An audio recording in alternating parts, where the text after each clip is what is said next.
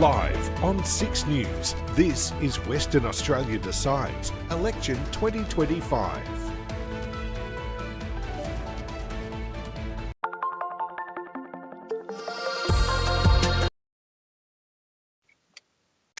I think we're live. Good evening, everyone. It's just past 9 p.m. Australian Eastern Daylight Time, 6 p.m. Australian Western Standard Time, and the polls have closed in the Western Australian state election, where I think everyone expects at this point Labor is going to win another majority. The big question, though, who will be the official opposition after this election, and with that, the title of opposition leader, and who will make up the new reformed upper house? Those are the key questions we'll be looking at throughout the evening. Now, as I'm sure you're aware, if you've been watching any of our coverage or any coverage at all throughout the past week, Cyclone Alfred, now ex-tropical Cyclone Alfred, has certainly affected our broadcast operations. Our main production team with Austin Pollock in Brisbane is without power. There is no power there. And so I will be both producing and anchoring from Melbourne. Tonight we'll be doing our absolute very best to bring you the best possible election coverage we can do under these circumstances. I'm sure you can appreciate it is not easy at the moment, but we thank you for sticking with us. And tonight we'll have Stuart Jeffrey, our law and government editor, and Maggie Perry, our election reporter. Both are in Queensland, but both aren't in Brisbane, so they should be good tonight. One man who is in Brisbane, though, is 6 News chief reporter Roman McKinnon, and we want to bring him in now for an update just really on the election, but also there's been some big breaking news in relation to the flooding that's happening in New South Wales. So, Roman, you're up live. What's the latest information we have about this incident involving ADF members? Now, this has just broken probably around about 5:30. This incident happened. Two ADF vehicles collided with each other 15 minutes out of Lismore in Tregeagle. Now, two ADF trucks have collided with each other. One has rolled. And we're getting the latest information. 36 people have been injured in this. 8 have been seriously injured. And we know that 2 have been trapped inside. We've seen statements from government officials. I'll get back to them in a minute, but we've seen rescue helicopters on scene, just rendering that first aid that those injured people need, especially those 2 trapped. That is the concern right now. We're awaiting an update shortly. So of course we'll bring you that as that happens. But as I mentioned, the rescue helicopter flying people to the Lismore hospital as well. Lismore is actually evacuated right now. So Lismore is a ghost town, just as well as that Northern Rivers region, as it is feeling the effects of ex-tropical Cyclone Alfred. Those rescue helicopters, I'm being told, are being flown to Gold Coast University Hospital. So those conditions are very difficult at the moment. The emergency services are not trying to use cars or services on the ground, trying to use those air services. But as you know, a lot of the country knows, Southeast Queensland and those Northern Rivers regions have absolutely been pelted by heavy rain and damaging winds pretty much since this time last night, especially on the Gold Coast and those Northern Rivers areas. So flying a helicopter in these conditions certainly isn't for the weak. I'll just bring up these statements now. New South Wales Premier Chris Minns was probably the first to release a statement. This was posted on X at 5:29. He said, quote, "I'm very concerned to hear reports of an accident involving Australian Defence Force personnel tonight. They came to the Northern Rivers to help keep this community safe. New South Wales Emergency Services are currently responding on the scene, and we will provide all support necessary." Now, this is from Anthony Albanese and Deputy Prime Minister and also the Minister for Defence, Richard Marles. They have released this statement. Quote, "A short time ago, there was a serious vehicle incident involving 2 ADF vehicles near Lismore. A number of ADF personnel have been injured, some seriously. Medical assistance is on hand. We stress this is an ongoing incident. Right now, our focus is on the welfare of those involved and their families. Our ADF heroes were on their way to help Australians in need." And now this is from Queensland Premier David Crisafulli, quote, The reports of an accident involving ADF personnel in northern New South Wales is deeply concerning. Troops have been carrying out support operations in our state today, stepping up to help when we need it most.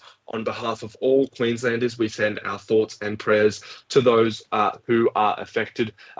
Pretty much the last thing this area needs when they're dealing with an emergency, a weather emergency, and those ADF personnel who have been sent in to help have, unfortunately been caught up in this. And of course, as these details come to hand, I'll bring them to you live throughout the night. Back to you, Leo.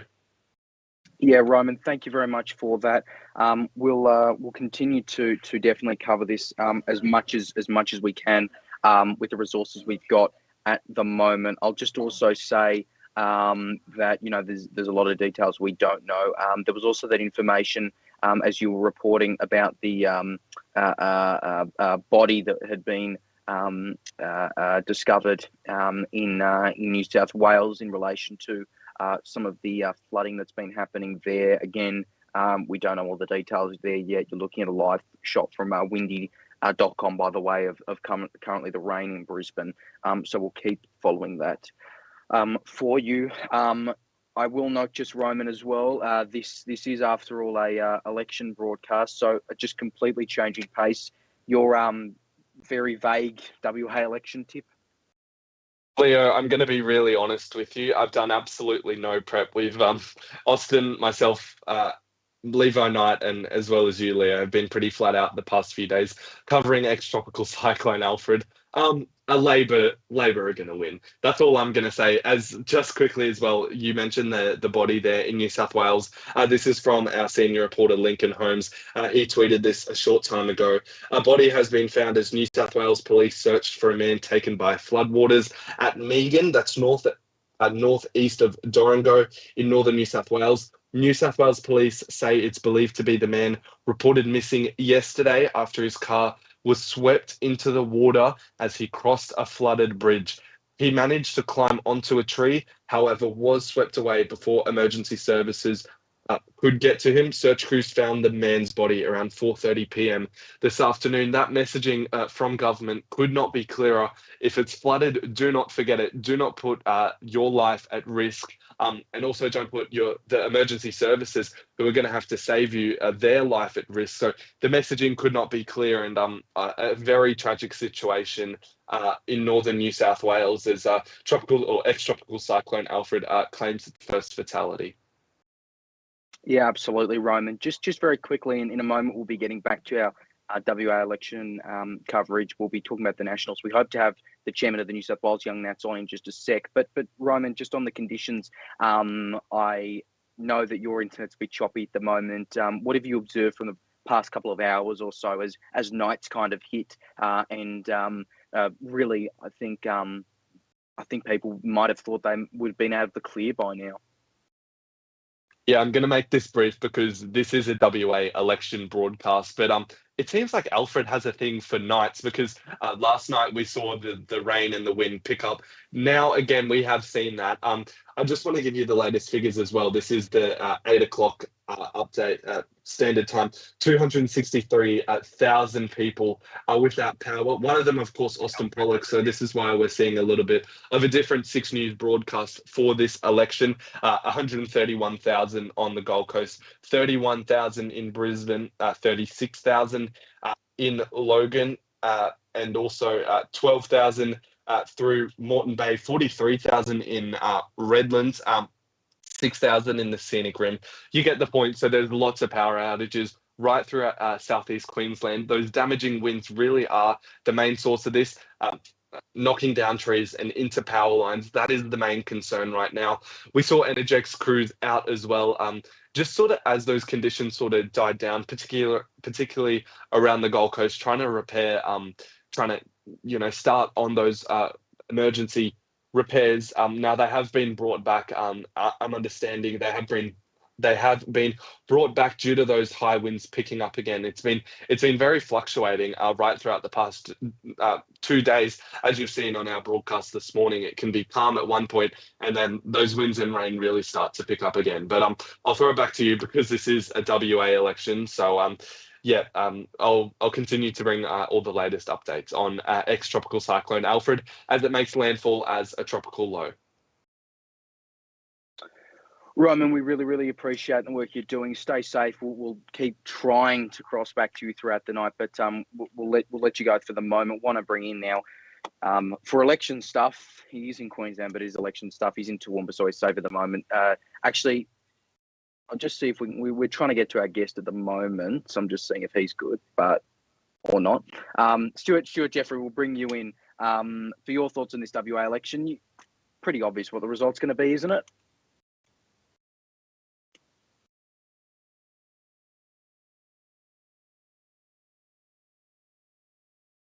You never know, we could have some sort of massive flip, but I highly doubt it. Although we do expect that Labor will lose ground in both houses, especially in the upper house, where the new statewide system with 37 MPs will mean that the Greens will take a larger percentage of the seats currently held by Labor. I believe my predictions for that were that the Greens would pick up 5 seats. Yeah, and we'll certainly wait and see. I think, the Greens are the interesting one to watch here. And I'm reminded, Stuart, of also Victoria in 2018 when they only won 1 seat under a region system. They got back 4 in 2022. Granted, GVT does remain in place here in Victoria. Any other minor parties that are kind of on your radar? I mean, we could definitely see a resurgence of the Libertarian Party. They had a seat in Western Australia once upon a time in the upper house, and they could get a seat if we're looking at the current quota. The Libertarian Party could pick up a seat. Legalised cannabis could potentially gain a seat as well, putting them at 2 seats. One Nation, again, with a chance to get 2 seats. Of course, Legalised Cannabis and One Nation have both lost members since the last election who have defected to the crossbench. So the question remains, will they be replaced by new candidates by the Legalised Cannabis and One Nation? And only time will tell.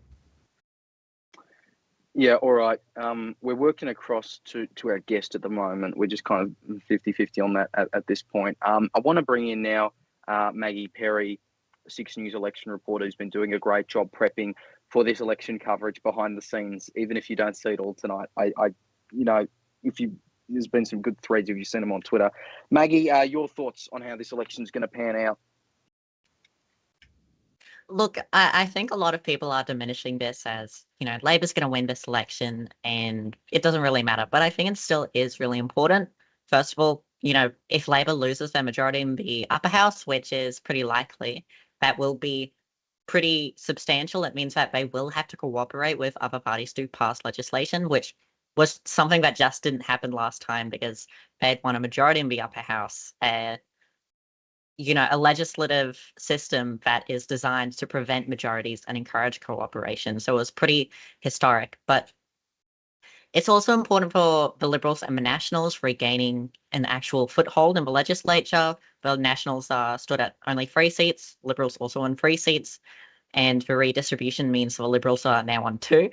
So if they can at least bring themselves to double digits, that is something. At least they will have some sort of position in the legislature and they will be able to form, a shadow cabinet, and especially just having salaries for these MPs is important because it means a lot more ability to campaign, and in general, it just is important that the Liberals and the Nationals actually have some sort of power because they were diminished so historically last election that, I don't think Australia's ever seen that sort of landslide that Mark McGowan ended up winning last election. Also in the upper house, group voting tickets being gone mean the Greens can finally regain a foothold in the legislature, and we might see the introduction of a lot of other parties like the Libertarians, as mentioned, but also maybe an extra seat for legalised cannabis, 1 or 2 for One Nation, the Shooters Fishers, Farmers Party, and the Christians. All of these little minor parties are aiming for a seat or 2 in the upper house. So I think those races will be interesting. Yeah, absolutely. And, it's been interesting, Maggie, observing kind of how this election has been reported in terms of who the opposition leader is, very few people, I think, really realise how it's Shane Love in the Nationals. What do you see the opposition shaping up to be internally after this election? Is it remotely possible Nats could remain opposition? I highly doubt it. They would have to win seats like Pilbara and Kimberley and, other places like Murray Wellington. All of these places that the Nationals are, over 15% away from winning. Yeah, I think the margin in Kimberley is 22%, and that would also mean the Liberals would have to gain basically nothing, including a lot of the seats that are held on 6% or 3% for Labor when, the Liberals are expected to get a swing of over 10% towards them at this election.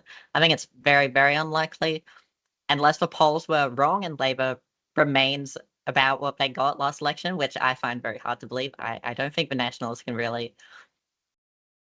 reach official opposition, but I'm not really sure the Liberals will be able to cobble together a very high seat total either.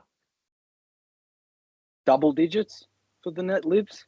I think so. I think if it's not double digits, that's still very chaotic, even if there's a big swing towards them, because once again, last election was a landslide. Labor won 60% of a primary vote. So really, the Liberals do need to get at least 10 seats, probably 15, to actually be considered and, taken seriously. Yeah, all right. I think look, this is a weird election. It's always been a weird election. I mean, I think also we forget that by all accounts, 2017 was a landslide as well, right? Like that was also a big win for the for Labor at that point. So we'll wait and see how that unfolds. We're hopeful of getting at 6:30, so in about 10 minutes, we're hopeful of getting Dr. Brian Walker, MLC, on to try and discuss things. So we'll just kind of wait and see there.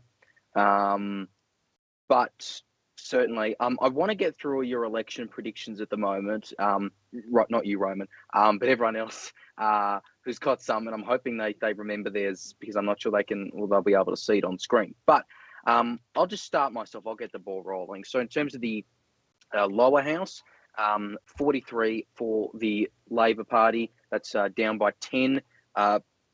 8 for the Liberals. That's up by 6. And my kind of big bold call, 8 for the Nationals. That's up 4. This is from 2021. So who remains opposition there? Who knows at this point? In terms of the lower house, my money is on not money. I don't underage bet, obviously. 14 for Labor, 9 for the Liberals, 4 for the Greens, 3 for the Nats, 2 for One Nation, 2 for legalised cannabis, 1 Australian Christians, 1 Libertarian, 1 Shooters, Fishers, Farmers. Maggie, you're very similar to me in the upper house by just a bare margin there. What's your upper house tip? I just have to take a look at it. I think I have 14 seats for Labor. They should be able to hold on quite well. That's still down 8 seats, but definitely a plurality against the Liberals, who would win 10 seats. The Greens on 4. They're aiming for, I think, 5 or 6, but 4 seats seems pretty likely. One Nation, I think, on 2 seats. That's what they're looking for. They might only win 1, but they'll definitely be able to get at least a seat at this election. Legalized cannabis on 2 seats. Once again, they might win only 1, but I think they'll definitely retain their position in the upper house. The Nationals on 2 seats, and then some new entries: the Christians on 1 seat, the Libertarians on 1, and the Shooters Party on 1. And I think Animal Justice might be able to contend for one of those outside seats from, maybe a minor party, but also maybe Labor or the Liberals at this election. So really, it's going to be a very diverse upper house. And in the lower house, I'd have, I think, Labor 42, which is still over 2/3 of the seats. The Liberals at 11, Nationals 5, and then I think an independent might win 1. There's nowhere I'd say they're likely to win, but there's definitely a lot of places where they've got a chance. Places like Kalgoorlie, where a former Liberal MP is running as an independent, and especially Fremantle, where Climate 200 backed independent Kate Hewlett is running a very strong campaign having raised over $100,000. Yeah, all right. Well, appreciate that. By the way, just as a note for both our viewers and also our team on air at the moment, Austin Pollock in Brisbane, he is on production at the moment. We're here He's in somehow Moreton found a Bay. This is connection. Young's Crossing behind He's me. somehow airing something about floods from Rome. This is a major road that connects Petrie right throughout. And he's lost power, hasn't he? Okay, well, we think we've got Austin producing at the moment. If I can get to your predictions at the moment. Okay, yep, we've just lost Austin. I shouldn't have said it on air. Okay, Stuart, I'll cut back to you. Your upper house predictions. If you don't remember them, I'll bring them up on air. Actually, you can't see. Your upper house predictions. Just go off. I had Labor on 40, which is down 13, Liberals on 12, which is up 10, and Nationals on 7, which is up from 3. I think that puts me at the lowest for Labor and highest for Liberals, although Leo beats me on Nat by 1 there. I've got 7, Leo has 8. For the upper house, I've got Labor on 16, Liberals 8, Greens are on 5, Legalise Cannabis on 2, One Nation on 2, Libertarian Party on 1, Nationals 2. And I know that there was a reaction to this when I said it earlier today, but I've got a third seat. There's a third seat. I've got notionally Nationals. It could go Shooters, or it could go to Louise Kingston, who left the party. She was elected on count back in 2023 after James Hayward was removed from office. It was initially in Nationals, but then left. Potentially a chance there. I'm not 100% sold on that. Could go Shooters. It depends on preferences, whether the preferences go towards Shooters or her as an independent, or if the preferences stay with Nationals. But I don't expect that those votes will purely come from Nationals voters. I don't think she'll get votes outside of that. So either you'll have Nationals on 3, or enough of those voters will go for Kingston or Shooters to allow Shooters or Kingston to get into office as well in the upper house. But I think we're all in agreement Aussie Trump is not being re-elected. Correct. Of all the independents, I think Kingston has the best chance, and even that is definitely not certain. Yeah, I don't, Maggie, we don't think Kingston's getting in, but certainly it's not going to be Aussie Trump at that point. Speaking of minor parties, in about 4 minutes or so, and this is a bit of a warning to Austin, who's half producing behind the scenes at the moment as well, Dr. Brian Walker, MLC, will be joining us. He's the leader of Legalise Cannabis WA, and we hope to be chatting with him shortly. Maggie, you've been looking at a few key seats, and I'm not going to get you to go through everyone individually, but I want to touch on one first of all, Churchlands. I think we all realise why it's so important. Basil Zemplis is the Liberal candidate there. Do you anticipate he would make a move for the leadership if he won that seat? Because I think it's almost guaranteed. I definitely think he is angling for Liberal leadership. I don't really see a possibility where he doesn't end up the leader of the Liberals after this election, honestly. Unless, they have a historic night and Libby Madam stays on as the leader. But once again, I don't really think she's very recognised in WA, and Basil Zemplis is, a very important figure. He's, I think, Mayor of Perth, and, he's definitely got a big media backing. But you're right, Churchlands is interesting. Normally, it's held on, I think, 2% for Labor. They've never won this seat in history, I believe. 12% swing away from Labor is expected at this election. It should be, in theory, swept away by the Liberals. But we do actually have a bit of an interesting challenger here, where we've got a climate 200 backed independent Lisa Thornton, who's running a sort of teal campaign. And, this is in the federal seat of Kirsten, where Kate Shaney was able to pick up from the Liberals at the federal election. So I do think a teal independent maybe picking up a seat isn't out of the range of possibilities. Yeah, I think that's going to be an interesting thing to watch as well. He's a very significant figure, and I think with respect to Libby Madam, as you kind of said there, right, Maggie, people know the name Basil Zemplis more than they know the name Libby Madam, let alone the name Shane Love for that matter. But we'll see there. Any opportunities, and actually this is in relation to your tip for the lower house. any chances for independents or minor parties in the Legislative Council Assembly? Yeah, in the lower house, I think definitely the best opportunity for an independent in this situation is in Fremantle, which is definitely going to be an interesting contest. I think there's 3 genuine contenders. There's just have to check the names of these people. Simone McGurk for Labor, who currently holds the seat by about 16% against the Greens. Felicity Townsend for the Greens is also running, of course. Has run for the division of Fremantle in the past, which is the federal seat. And it's important to note that the Greens actually have held the seat in the past. In, I think, 2009, they won it at a by-election before losing it. So clearly they can pick up this sort of seat, but they've been running pretty stagnant these past few years. And there's also Kate Hewlett running as mentioned, Climate 200 independent, and she has raised more than $100,000 for her campaign, much more than any other independent. And, she has a very good chance. However, the Liberal How to Vote card does have her behind Labor. How many people are going to be following the Liberal How to Vote card in Fremantle? I'm not really sure, but really there are 3 genuine contenders here in Freo, and I think this is the best opportunity for an independent to gain a seat at this election. Yeah, absolutely. I think it's going to be interesting. And by the way, just for those who aren't aware, Brad Patet, who is the current Greens MLC, the only Greens MLC, he was the mayor of Fremantle.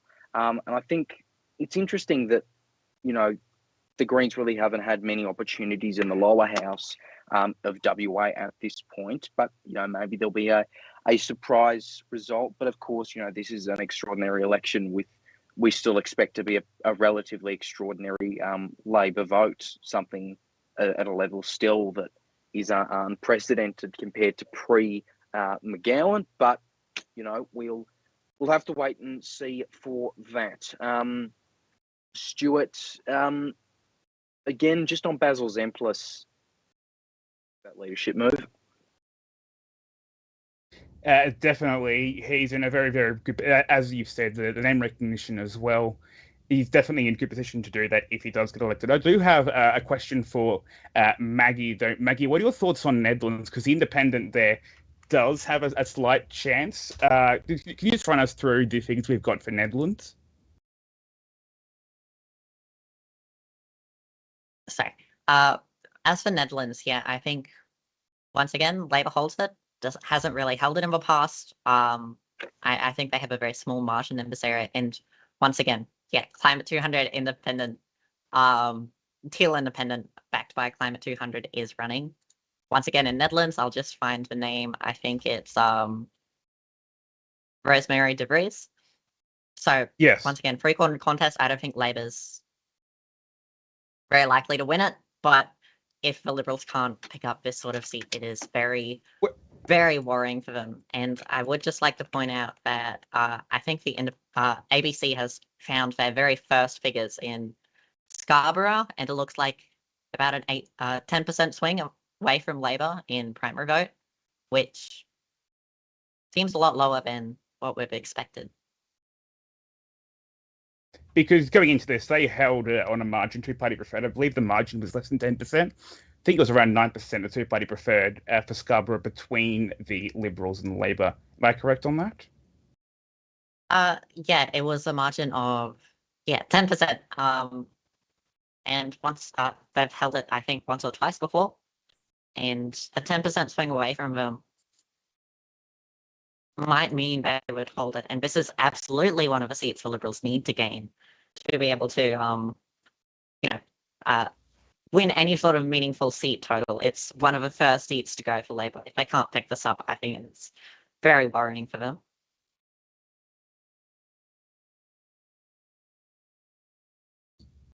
Is it just Scarborough we have results for yet? Do we have any for any of the other seats? Because if not, I do want to just get back to the Netherlands for 1 second, because we do have the independent there, Stratton, who's going to the upper house So they don't have the advantage of having an incumbent MP. There's a three-horse race, although we're going to have lots of other three-horse races because you've got the Liberals and the Nationals going against one another in a number of seats today. I just want to potentially go to a couple of those. We've got Central Wheat Belt, which I believe is currently Nationals, and Midwest as well. Liberals have a chance in both of those seats. That's pretty big for the Nationals if they lose either of those. Do you have any thoughts on whether or not they can take back those? I think the Nationals should be able to win Midwest and Central Wheat Belt once again. Well, not once again, but there is a sitting Liberal MP running for a seat of the Midwest, Maroon Beard. She ran Northwest Central at a by-election a few years ago and has since defected to the Liberals from the Nationals. However, the Nationals hold this on quite a substantial margin, even after the insane landslide victory of Labor, where the Nationals held this on 9%, I believe, which is one of the highest margins in the entire state for Nationals. I don't think the Liberals will make gains there.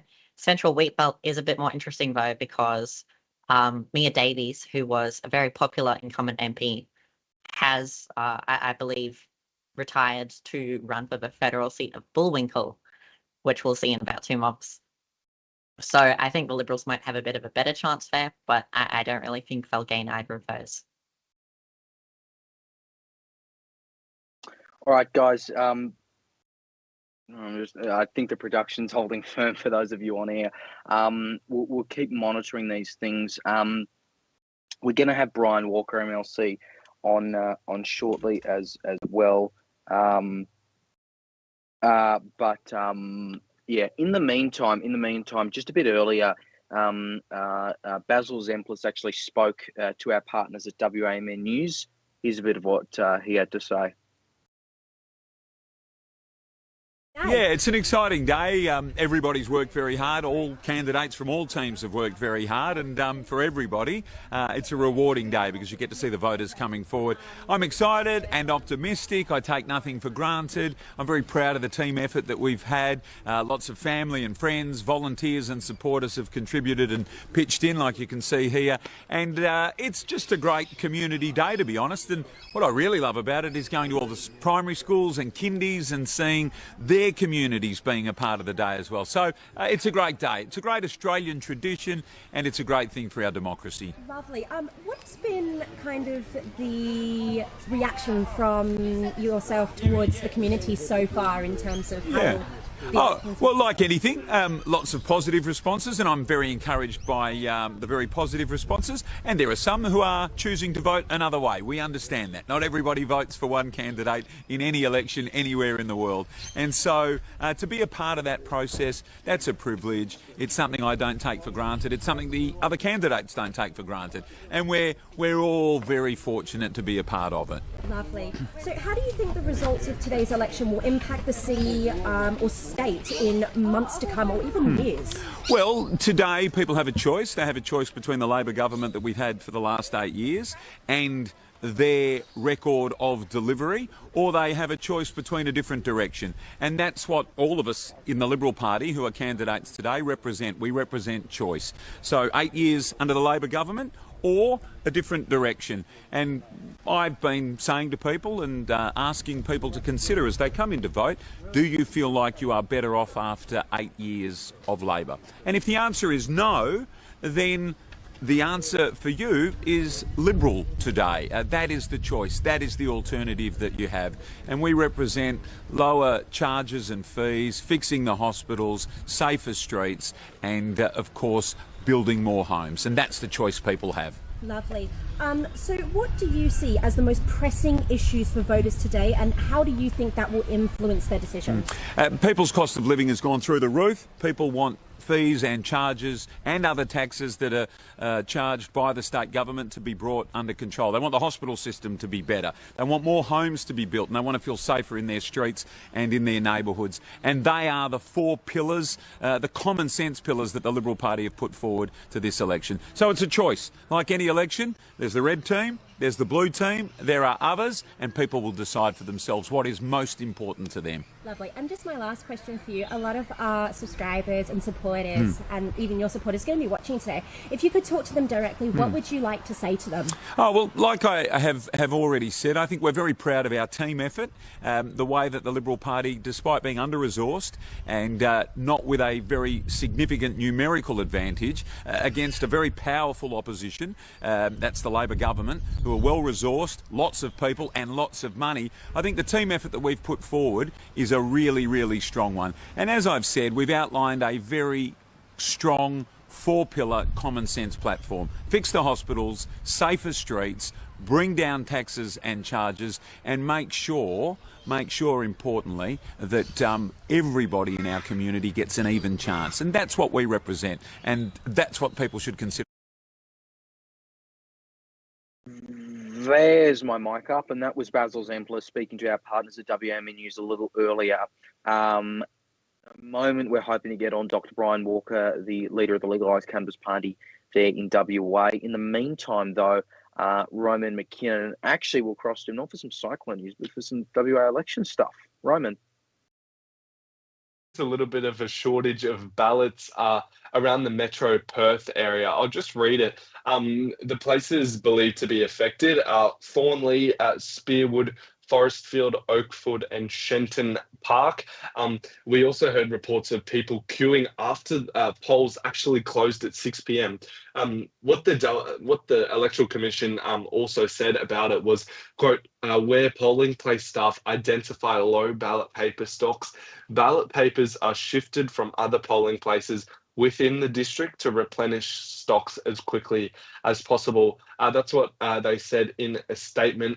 It's a little bit concerning as well. So people are not actually being able to cast their vote. Well, you know, it definitely could sway things. Federal Resources Minister Madeleine King spoke on the ABC. She was quite distressed by it. She said, quote, the thought that people can't go to vote is tragic. Obviously, a little bit of a serious situation. The ballot papers running out at some polling stations. As I mentioned, you know, people not being able to vote, you know, could, you know, dare I say, skew the results. So we'll see how that progresses through the night. But yeah, as I mentioned, a little bit concerning coming out of Metro Perth. Yeah, we'll wait and see for the developments on that. In the meantime, we do have, I know he's on mute at the moment, but I'll let him give him a second to unmute. There we go. Dr. Brian Walker, he is the leader of the Legalised Cannabis Party there in WA, and he joins us now live. Really appreciate you joining us under a bit of a weird technical circumstances. Polls have closed. How have you found it today? It's been very encouraging, actually. There has been a resounding approval of what we're doing with legalised cannabis at the polling booths. Not nearly enough, of course, I think, for Assembly seat victory, but certainly very encouraging for the Legislative Council. And we've had the pre-poll period. You know, the Legalised Cannabis Party has maybe a bit more of an advantage on other minor parties in that you have an incumbent in yourself. You have candidates in both houses. And again, you've got that current representation. Have you found, because you were doing it in 2021 under COVID, I imagine it maybe was a bit easier this time than last time? A number of advantages, yes. Certainly COVID not being here is a problem, is much better. The facial recognition is also very useful, and they've seen 4 years of solid work in the Parliament, so we've got some kind of accreditation for that. But also there's a sea change, I think, in the opinion of the peoples, who are now seeing the duopoly now being seen as not helpful for the people of Western Australia, indeed not helpful for the people of Australia. And so there's actually active encouragement to discuss which other parties would best suit us, who is actually serving us. And that's a discussion to be had, I think, especially over the next 4 years. I think we're going to see that groundswell grow. You know, it's interesting in terms of what the upper house could look like. As we discussed before in the interview we did a couple of weeks ago, you know, Labor could very well lose that majority that they have, or I think probably will. There is realistically an opportunity, depending on the exact numbers, for there to be some kind of, you know, voting block between them and you, or them and you and the Greens, or something like that. Are you hopeful that them losing a majority in the upper house gives you an in to push for cannabis legalisation? Well, at the moment, we've certainly had 4 years of an autocratic dictatorship. You can't describe it in any other way. So anything else is going to be an improvement, I would think. And it's not a matter of blocking the government. It's actually holding the government to account. Explain what you mean by, say, we have consulted widely, when in fact you've only consulted with a certain group of industrialists. So you haven't consulted widely at all, have you? And they get to admit this if we hold them to account. So in the coming parliamentary term, I'm expecting more honesty in the upper house once the questions are answered. I would be hoping to, well, look, as it's one of my aims actually is to encourage the crossbench, who represent a significant proportion of the people's voice, that we can stand together rather than disunited, stand together and represent those voices at a higher level in Parliament. I asked you this during the interview that we did the other day as well, about your party being taken seriously, right? People will see the name, they might have a bit of a laugh about it. Now that again they're seeing you on the booth, do you think that people are saying, hang on, these guys are serious, this is a party that can get things done in the upper house? Have you found that, real voter interaction?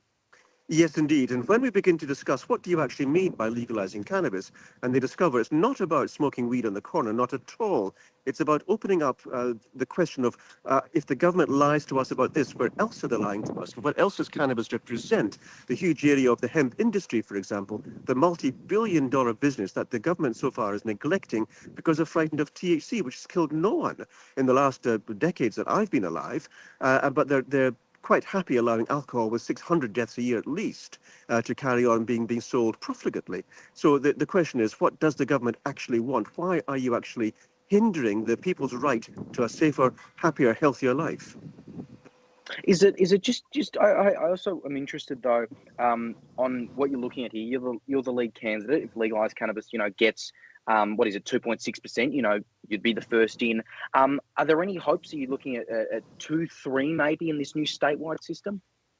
Again, we don't know because it's a new system, but I'm personally hoping for 3, wondering if we might scrape through with 4, and if I get 2, I'll still be happy, but I will consider that a loss, actually. If I think Roman McKinnon's trying to ask a question, he's on mute at the moment. Sorry, Leo. Sorry, Brian. Roman, go ahead. Brian, I want to know your honest prediction on how you will actually fare tonight, and obviously the messaging getting out. How do you actually honestly think you'll go tonight? So you cut out there in my system here, I do beg your pardon. An honest answer about tonight's election you asked for. I think, first of all, I'm hoping for more than half of our assembly seats to score more than 4%. That would be, I think, a significant victory. Secondly, I'm expecting that we're going to get eventually 3 seats in the upper house. That's my hope. 4 would be actually a bonus. 2 would actually be a failure on my part, and I would have to hold myself responsible. But 4% election for a large number of the assembly candidates would be very useful. We had in the Rockingham by-election, we had something almost close to 7% of the voters putting legalized cannabis first. And this is actually very exciting for us. So if we can increase and gradually increase, then suddenly we'll find that people accept that legalized cannabis is about more than the name itself. It's about actually serving the people, and will turn to us as a sensible, responsible party. Okay, so Brian, just on that, do you think, as you just mentioned there in Rockingham, do you think that will set you up, to keep climbing in terms of percentage? People putting you first, come 2029, we could see a higher percentage of the vote for you? Well, one of the things we have to take notice of is the fact that people are understanding now that this false decision, there's either the Labour Party or the Liberal Party to choose between, is actually a false claim. It's actually put out by the oligarchs who own the media. It's actually not true at all. There's other choices we could have. And what I'm hoping is that we're going to get the minor parties working together, more coalescing together to work as a unit, to represent the varied voices of the people, that we are represented in Parliament. And so my personal aim is by the next election to make the 2 major parties minor parties. Just finally, and just very quickly, Dr. Brian Walker, who's joining us there from WA's the legalised cannabis leader. There is obviously a federal election coming up very soon. You've got candidates right across the Senate results, and we're speaking to a number of them. We hope to have your Senate candidate in WA on as well.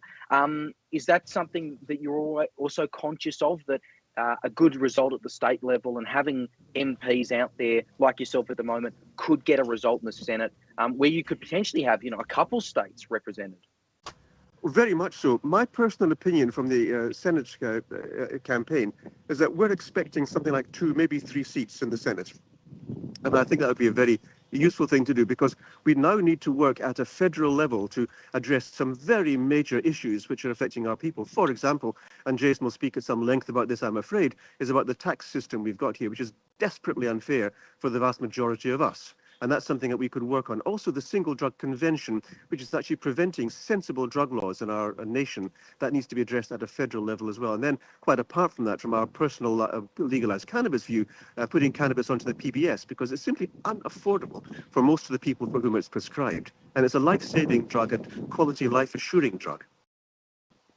All right. Well, really, really appreciate your time. Thank you so much for joining us, and best of luck tonight. Dr. Brian Walker, thank you so much. Take care. Bye. Dr. Brian Walker there, Legalised Cannabis MLC, the leader of the party in Western Australia, just joining us there, talking about his party's potential look at the results tonight. They won 2 back in 2021, an MP quit the party in 2024. They're set up with 1, but I reckon they could get 2. I don't think 3 is unrealistic, by the way. He said that, he told me the other day that Labor's internals had him at 2 to 3. I think that's, reasonable. I'd actually be surprised if they didn't get at least 2. But we'll wait and see. It's a 2.6% quota. And Maggie, I'll get your thoughts on that upper house quota. We have seen, and I know you and I love talking about systems with proportional systems and quotas and all of this kind of stuff. This is very low. This is a very low quota for a state upper house, isn't it?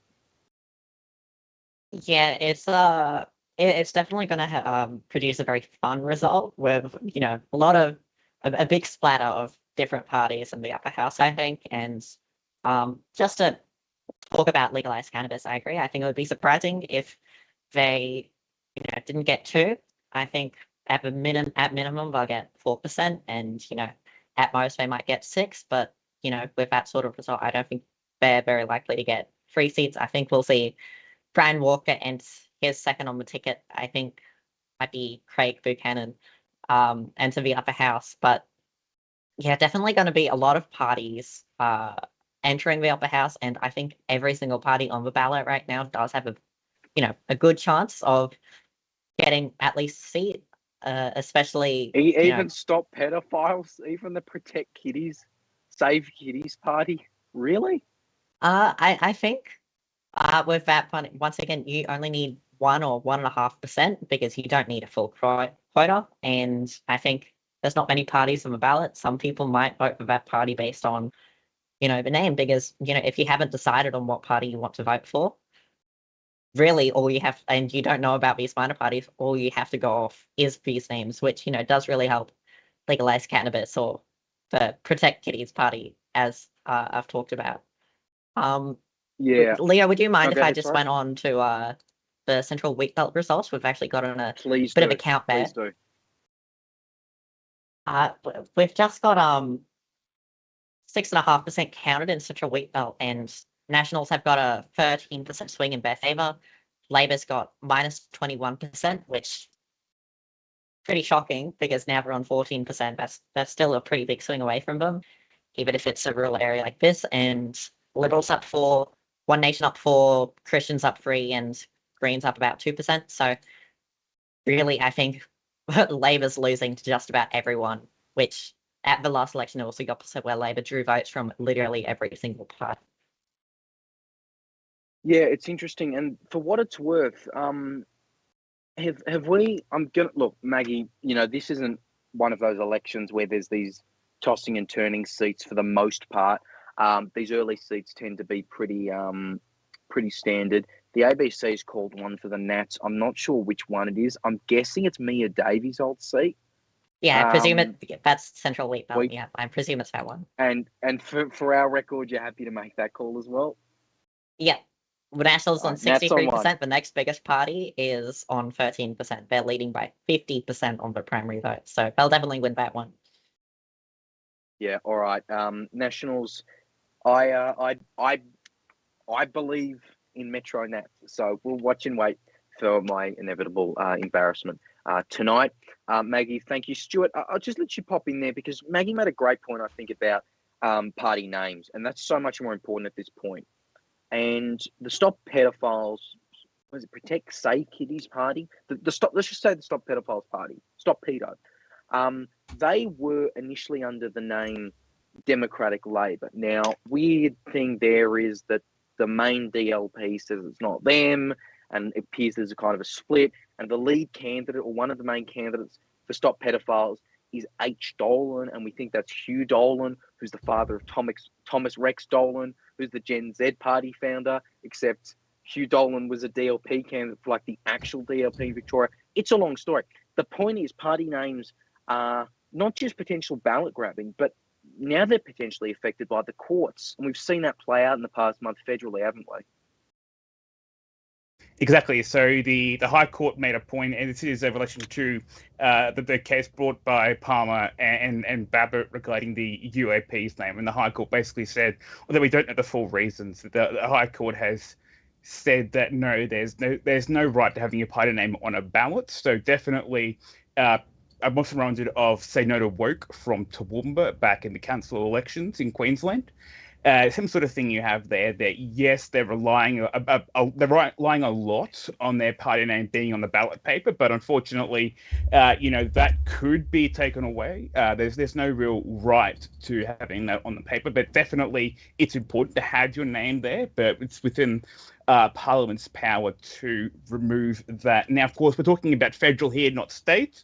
But I believe the same rules would apply. If the same sort of rules would apply, well, the point is that there's no constitutional right to it, so that can be taken away by any court at any level or by Parliament, which is the point that the High Court made here. Now, it's a bit differently if you start talking the DLP. Well, under Western Australian law, Stop Pedos could run as Democratic Labour, and they'd be fine. If they wanted to run federally, then they'd have to stay as they'd have to stay as Stop Pedos.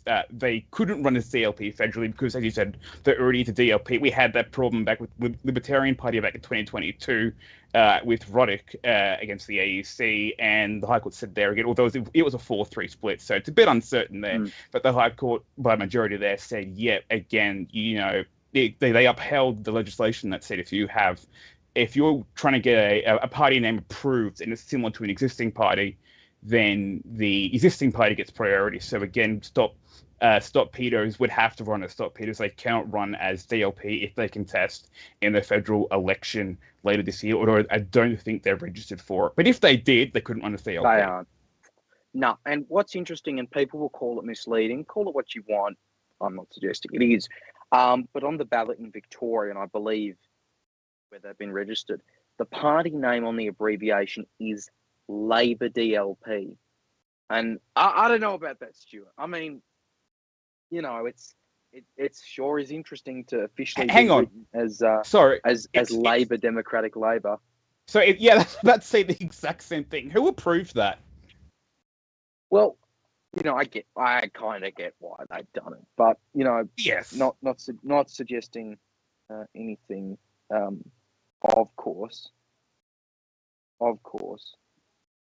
Again, I think their names is probably inspired by Say No to Woke, although Say No to Woke was a massive flop in Toowoomba, but it's probably along the same line, and we could see that coming again. You've got the Trumpet of Patriots, which is Palmer's new party, although the UAP is still with Babet unregistered, but because of the High Court, they got registered until after the election because they voluntarily deregistered. So Palmer's now got the Trumpet of Patriots there. So we are seeing these unique, I'll say they're unique names. Aussie Trump did change his actual name, but again, that's moving in this trend we've got here of having these more. I'll say again, unique. They're definitely very different. Got to choose my words very, very carefully there. But these are definitely, you wouldn't have seen them 20 years ago, for example. Very much, in the world of the internet. Yeah, I know we've got trumpets, but I am surprised we haven't seen a party with like anti-woke in its name at the moment. Look, we're going to head to a break in just a minute, but we are going to get some figures right after that with Maggie Perry. Just also. Stuart, I was looking over the minor parties for this election. And because someone asked me, who do you think will get him? Well, I think they asked, will the Libertarians get him? And I listed a bunch of parties, and then I said once, I think these have an outside chance. And by that time, I realised I'd listed every single registered minor party in this election, right? So, as Maggie said, every single one is a realistic shot, is a not completely insane shot at this point. Animal justice, shooters, fishers, Sustainable Australia. These are parties that have had registration at some level before, and certainly could in WA. And so it's weird, but that's a situation we found ourselves in with these kind of quota. And I love it. Like, Vic dumps GVT, statewide upper house with a 1% quota is all I ask for. No, 0.1%. Everyone gets a seat as far as I'm concerned. It's amazing that they've made it this low. I can't believe it. But, we're going to have some fun results. Stuart? I just remembered an even wackier name. Trumpeter Patriots used to be the Australian Federation Party. On ballots, that's AFP. As you know, the Australian Federal Police. That was another one where it's probably good they've changed the name to Trumpeter Patriots, because AFP, well, it's legal to have AFP because the AFP, the police aren't a party. It's, again, in that area of potentially choosing a misleading name. It's funny you say police aren't a party, because the police were supposed to run a party in this election in WA. So were the nurses. And the nurses got close, but then they withdrew like in October for some reason. But the police tried to get a registered party here too. I reckon the nurses would have won a seat, to be honest. What do you reckon? I reckon nurses and midwives WA would have gotten a seat. Well, I mean, they'd have union backing as well, so they'd have the finances definitely to do it. Remember, there have been 3 cases brought in New South Wales, Union v New South Wales 1, 2, and 3. All 3 times the High Court has upheld generous political donation laws. Of course, we do have the new Victorian one, which is being contested with the strict cap there on donations. But as a general rule, the High Court's been pretty generous with political donations. Because it's, they're relying on the fact that people have a right to exercise they can exercise their democratic rights by donating money. There's a whole other issue there. I'm not going to get into that now, but yeah, unions would definitely fund both the police and more especially the nurses and midwives, and they presumably throw in doctors as well there. And so they definitely would get a seat, especially, we are post-COVID, but it's only been a couple of years. I think if it was COVID, then they would definitely be getting like 2 seats for something like that, because they have been brought into the spotlight again because of COVID, and we are still post-COVID now. But I think that's in everyone's minds, and so it's everyone's minds. That's how Labor's got the control they do because of the popularity of Mark McGowan and his government. So they still have power partly because of that. So the impact of COVID on politics in Western Australia is still very prevalent. Yeah, absolutely. All right, Stuart, thank you. We're going to head to a quick break now. Coming up, all the latest figures, latest news on ex-tropical cyclone Alfred, if we can bring you that. Just, whatever we manage to do over the next hour, we'll see what happens, and maybe we'll have a guest along the way. But we really appreciate you sticking with us. This is a very unorthodox election broadcast for us, but we're really glad you're tuning in, and we'll have all the latest figures for you coming up in the next hour. You're watching 6 News Live. Please do stay with us. Our coverage will continue right after this. You're watching WA Decides, live on 6 News.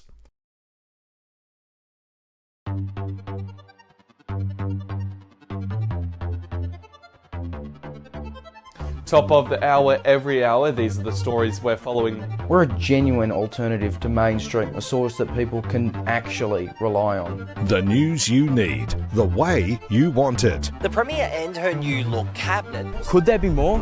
Will there be more? The community here at Oxenford State School is in disbelief. We have a proven record of delivering exclusive stories without any bias or spin. And it came from people in Labor talking to, that fantastic kid that runs Channel 6 News. One Labor source has described the situation to 6 News. The party has no chance of winning. This is an evolving, breaking news situation. There's a lot of... Yeah, and he's cleared the floor against Kamala. Fresh perspectives for a changing world.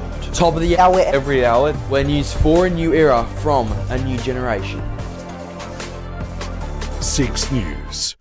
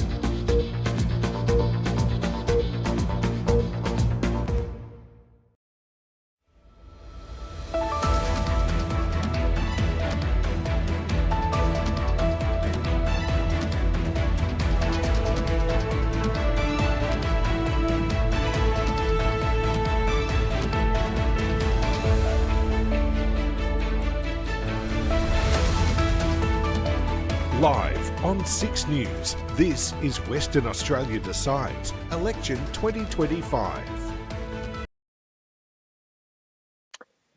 And you're back with us live here on 6 News as we continue our special coverage of the 2025 Western Australian state election. I'm Leo Puglisi in 6 News Melbourne headquarters. It's just gone 10 p.m. Australian Eastern Daylight Time. It's 7 p.m. In WA. It's been an hour since polls have closed there.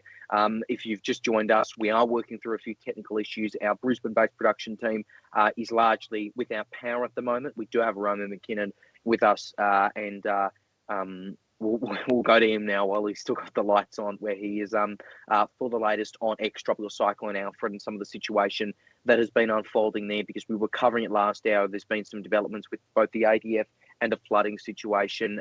Roman, take it away. Yeah, I'm going to start with ex-tropical cyclone Alfred.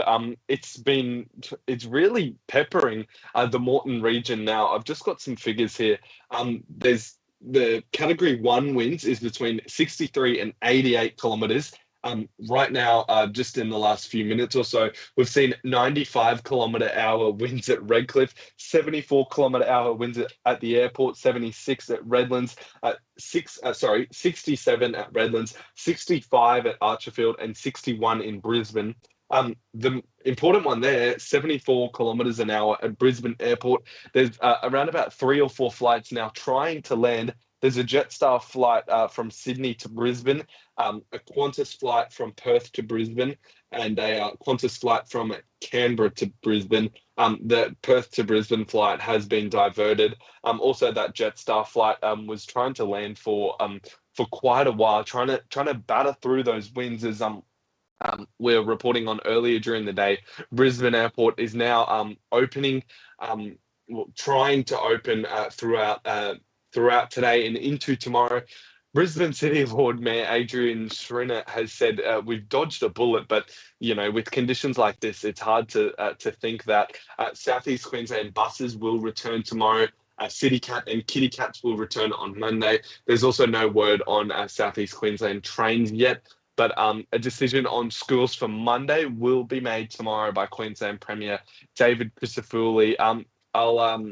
Just on the schools as well, current assessments are being made of those areas. It's hard to think schools on the Gold Coast, particularly those areas in Labrador as well, one of the hardest hit areas by ex-tropical cyclone Alfred. It's hard to see some of those schools opening. We've also got 70,000 homes have been restored. Power has been restored since Thursday. Also, one of those on the Gold Coast, the Gold Coast University Hospital has got its power back, and also the SES has received around about 1,000 call-outs. And I also just want to speak about our unfolding emergency in Tregeagle. The ADF crash there, 2 army trucks involved in that. What we're hearing is one has rolled over. as well as one crashing in some sort of way. We're going to find out more as the night rolls on and into tomorrow. We're hearing 36 people involved. Looks like our power just surged then. 8 critically injured, and there was 2 people trapped. So a number of those people going towards a number of people, seriously injured in that, and they're being transported to hospital as we speak now, receiving the, some potentially in surgery. We aren't sure officially of those details, but what we do know is the ADF has given a statement after, as I mentioned, the personnel has been injured. I'll read it now. Quote, on Saturday, 8th of March, 2025, there was an incident involving 2 ADF vehicles that were providing community support to Lismore following ex-tropical cyclone Alfred. A number of ADF personnel have been injured, a spokesperson says. Quote, the welfare of ADF members and their families is a priority, and Defence's focus is on supporting those involved. Due to the developing nature of the incident, no further information will be available at this time.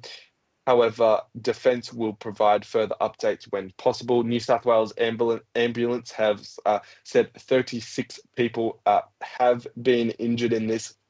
So really quite concerning for the personnel involved there and their families. Some, across the country, from what I'm hearing, those families interstate are not knowing, what has happened and really the details, as these frontline emergency services are helping our community, and these are the ones that have actually been involved in an emergency. What we do know as well, rescue helicopters are being used instead of on the ground emergency services, just to prevent the inundation and flooding, which is likely in Lismore.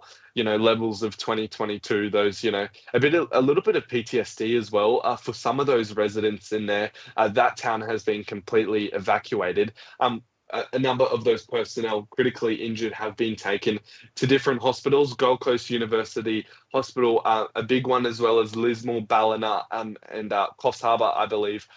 So, an unfolding emergency, just 15 minutes out of Lismore, and a community that has already been battered, just does not need this at the moment. So continuous updates, of course, right throughout the night.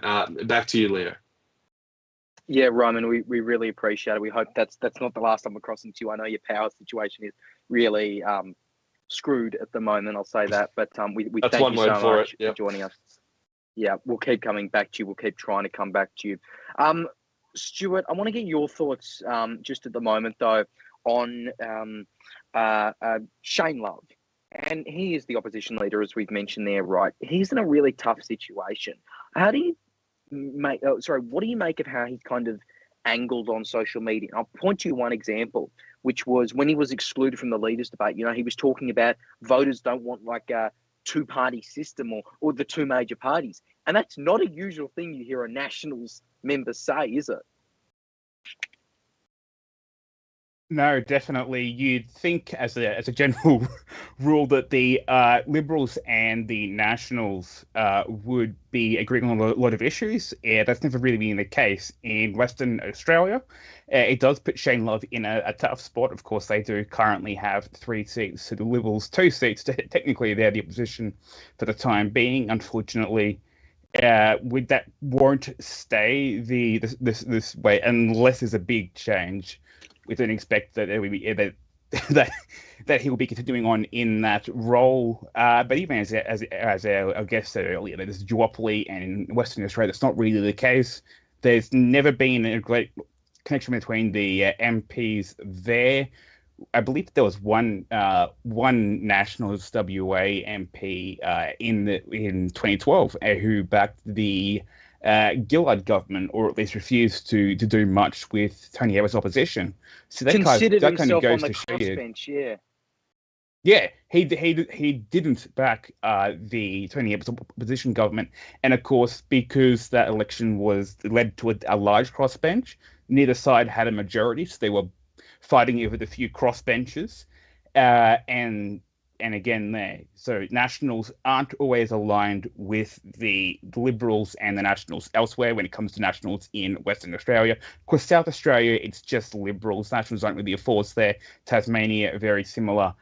In Victoria and New South Wales, they are independent from in a coalition. Of course, they're merged completely in Queensland and country Liberals in the Northern Territory there as well. So Western Australia is in a unique position where the Liberals and the Nationals don't always see eye to eye.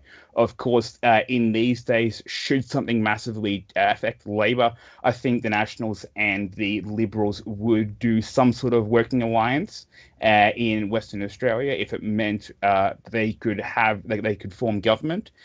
But it wouldn't be much more than a supply and confidence agreement where the Nationals or the Liberals promise to back the other side's spending bills, and that would allow them to form government.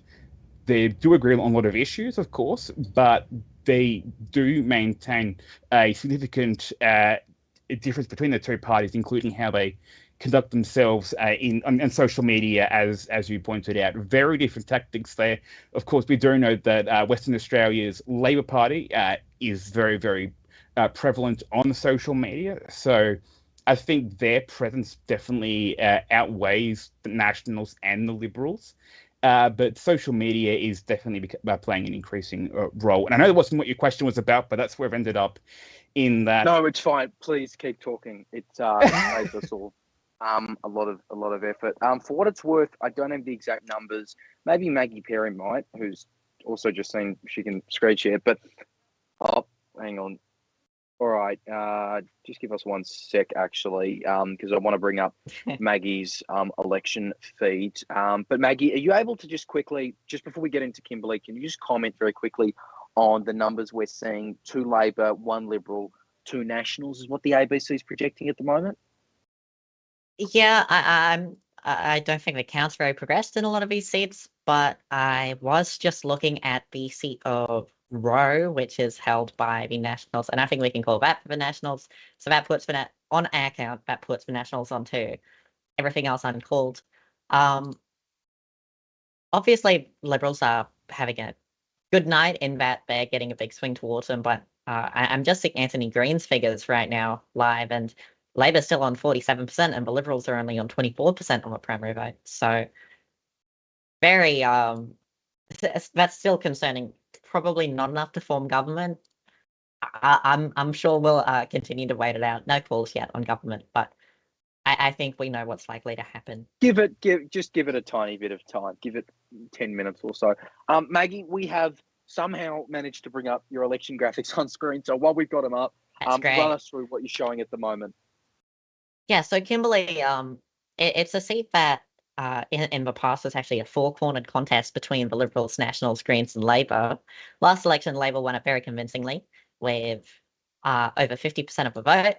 But right now, the Greens are seeing a good swing towards them, although this is in a polling place in Broome, which is quite it's the Greens' stronghold in this seat. But as you can see, the Greens are currently on second in the seat of Kimberley. They would be overtaken on preferences, but if Labor were to fall further and the Greens were able to cling ahead of Labor, that would be definitely very interesting. And I think not that it's very likely, since the more rural areas of Kimberley, where the Indigenous population is a lot higher, don't usually vote very Green. If they did vote, I think, which isn't out of the question, I think the Greens would have a chance here. It's not very likely, but I think it is definitely one to watch as the night goes on. True though. Although what I would say is, and I'm sure you'd agree for obvious reasons, is when you just look at that top 5 there, you think naturally on the way preferences would flow, Greens maintaining second would be very, very hard.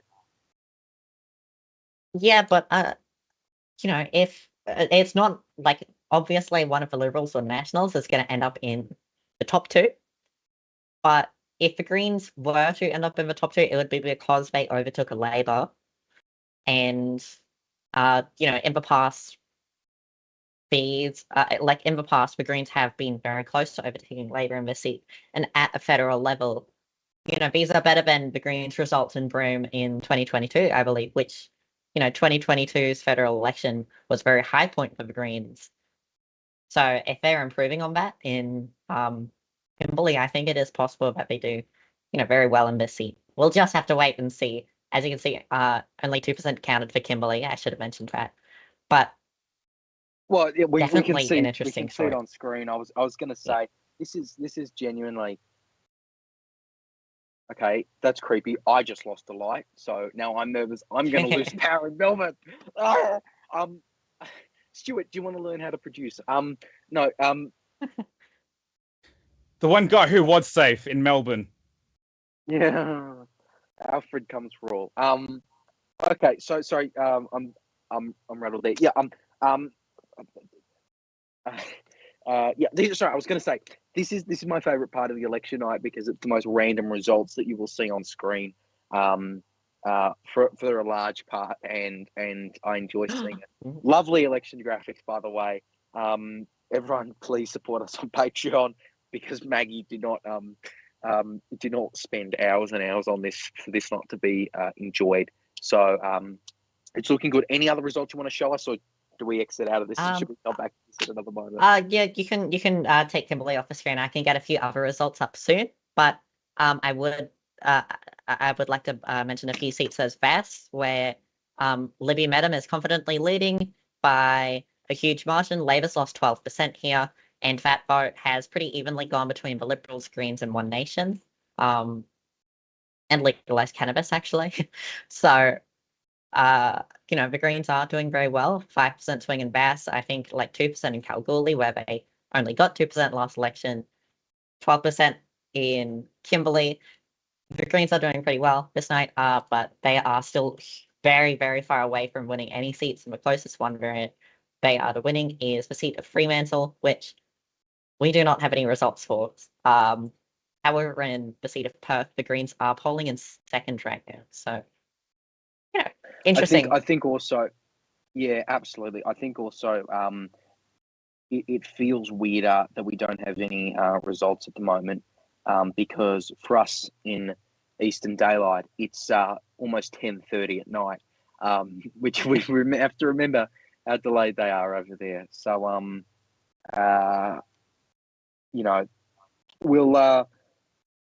we will figure it out. But it's looking good on screen, and we'll keep coming back to that for all the key results throughout the night. Just looking at some other results, and I'm looking at Albany, for instance, on the ABC, and just interesting, again, seeing another result where there's less than 10% difference between the Liberals and Nationals. And I think that's going to be key in a few results for them, because preference flow isn't 100%, right? And that could severely harm them, couldn't it, Maggie? If it comes down to it, Nationals voters aren't going to put the Liberals second every time. And mind you, the WA Nationals are, they're a bit of a different breed to the other Nationals.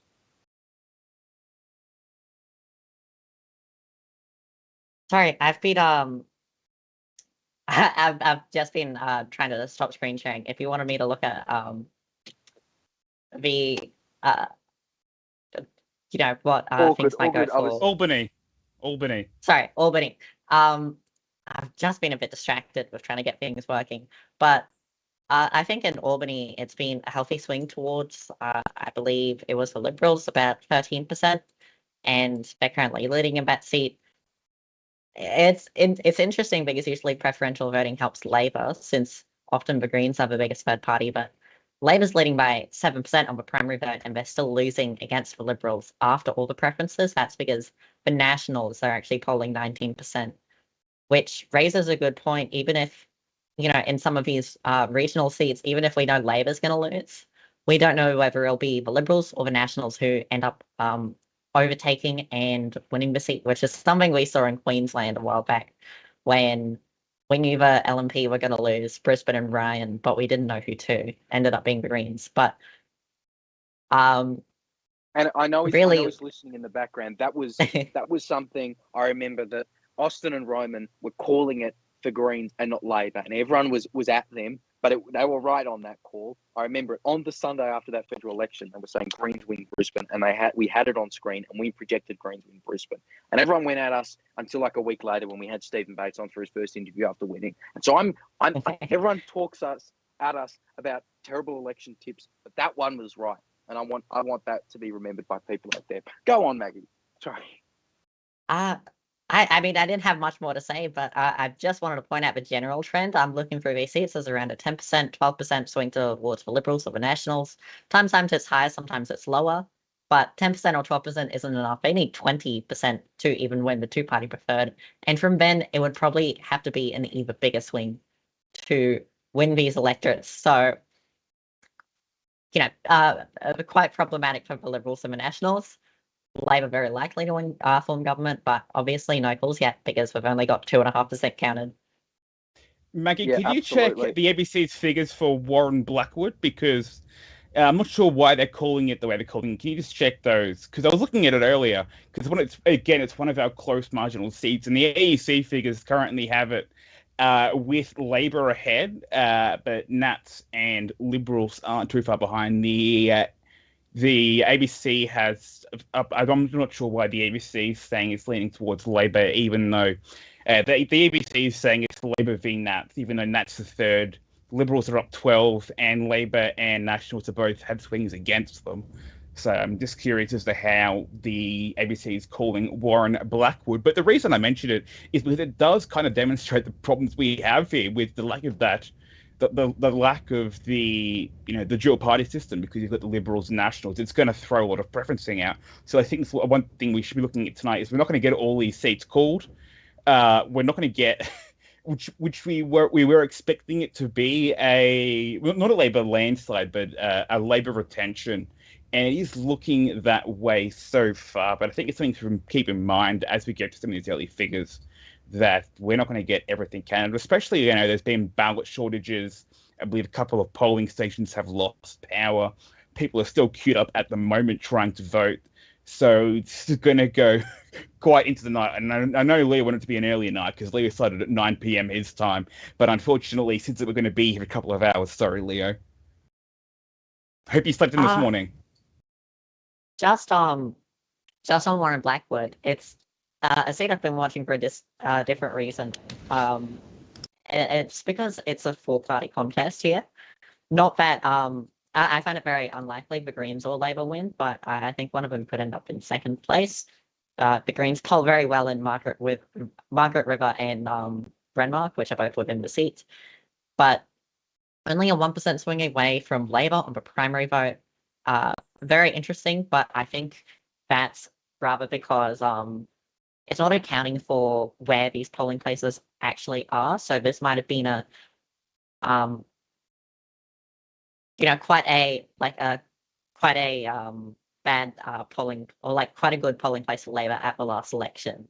And even if Labor's down, 12% of that polling place, but when you compare it to the electoral result as a whole, Labor is remaining stagnant just because that was a very good polling place, if that makes sense. But the reason, the Nationals are put in second, the WAEC can't really decide. They can't know who is going to come second. So it's important to, try and at least guess who's going to come second. Clearly, they've guessed the Nationals, and right now it's looking like the Liberals will finish second in this seat. Yeah, Maggie, interesting thing with... sorry to interrupt, guys. I just want to get to some weirdly unrelated breaking news that we just got out of. Here's something that's really out of left field, out of the Northern Territory, where the Chief Minister, Leah Finocchiaro, just put out a press release following NT Police Commissioner Michael Murphy revealing himself at the centre of an anti-corruption investigation. She says the following, quote, "It is clear that the Police Commissioner's position is untenable. Today I have informed him he has lost the confidence of the government. I gave him the opportunity to resign. He was asked to go on leave effective immediately, and she now says that Martin Dole is the acting Police Commissioner. Leah Finocchiaro has now begun the process to terminate the appointment of the Police Commissioner. She says, I make no apologies for working through this in the interest of Territorians." So just completely out of left field there, guys.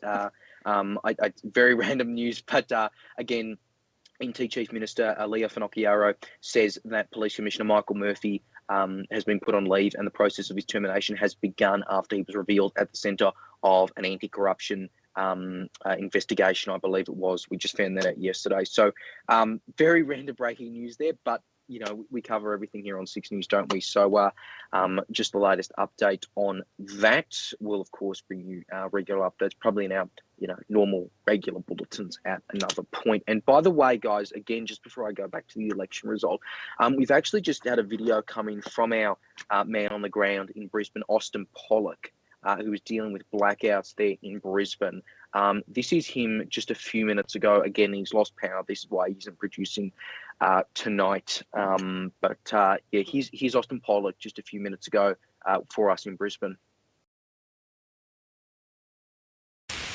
Guys, I'm coming to you from Six News in Brisbane, where we were supposed to be producing our live coverage from tonight for the WA election, but obviously that is not the case. If you just have a look around me, I'm on my back veranda at the moment, you can see the power is gone. There is power outages right across the city at the moment. Trees are coming down, the winds are picking up. It is worse than it was last night, and last night was supposed to be the night that was supposed to be the worst of it. It was supposed to be D-Day, and of course we didn't quite see that, but tonight it is happening. We've been without power for about 3 or 4 hours now, and it is showing no signs of changing. The phone services are really slow. We're having real trouble connecting to internet, and unfortunately that doesn't look like it's going to change anytime soon. Listening to local radio as well, this is a story that so many are having, and there are Energex are saying that there are numerous hundreds of thousands of people without power across southeast Queensland right now, around the Coorparoo, Holland Park, Carina areas right now.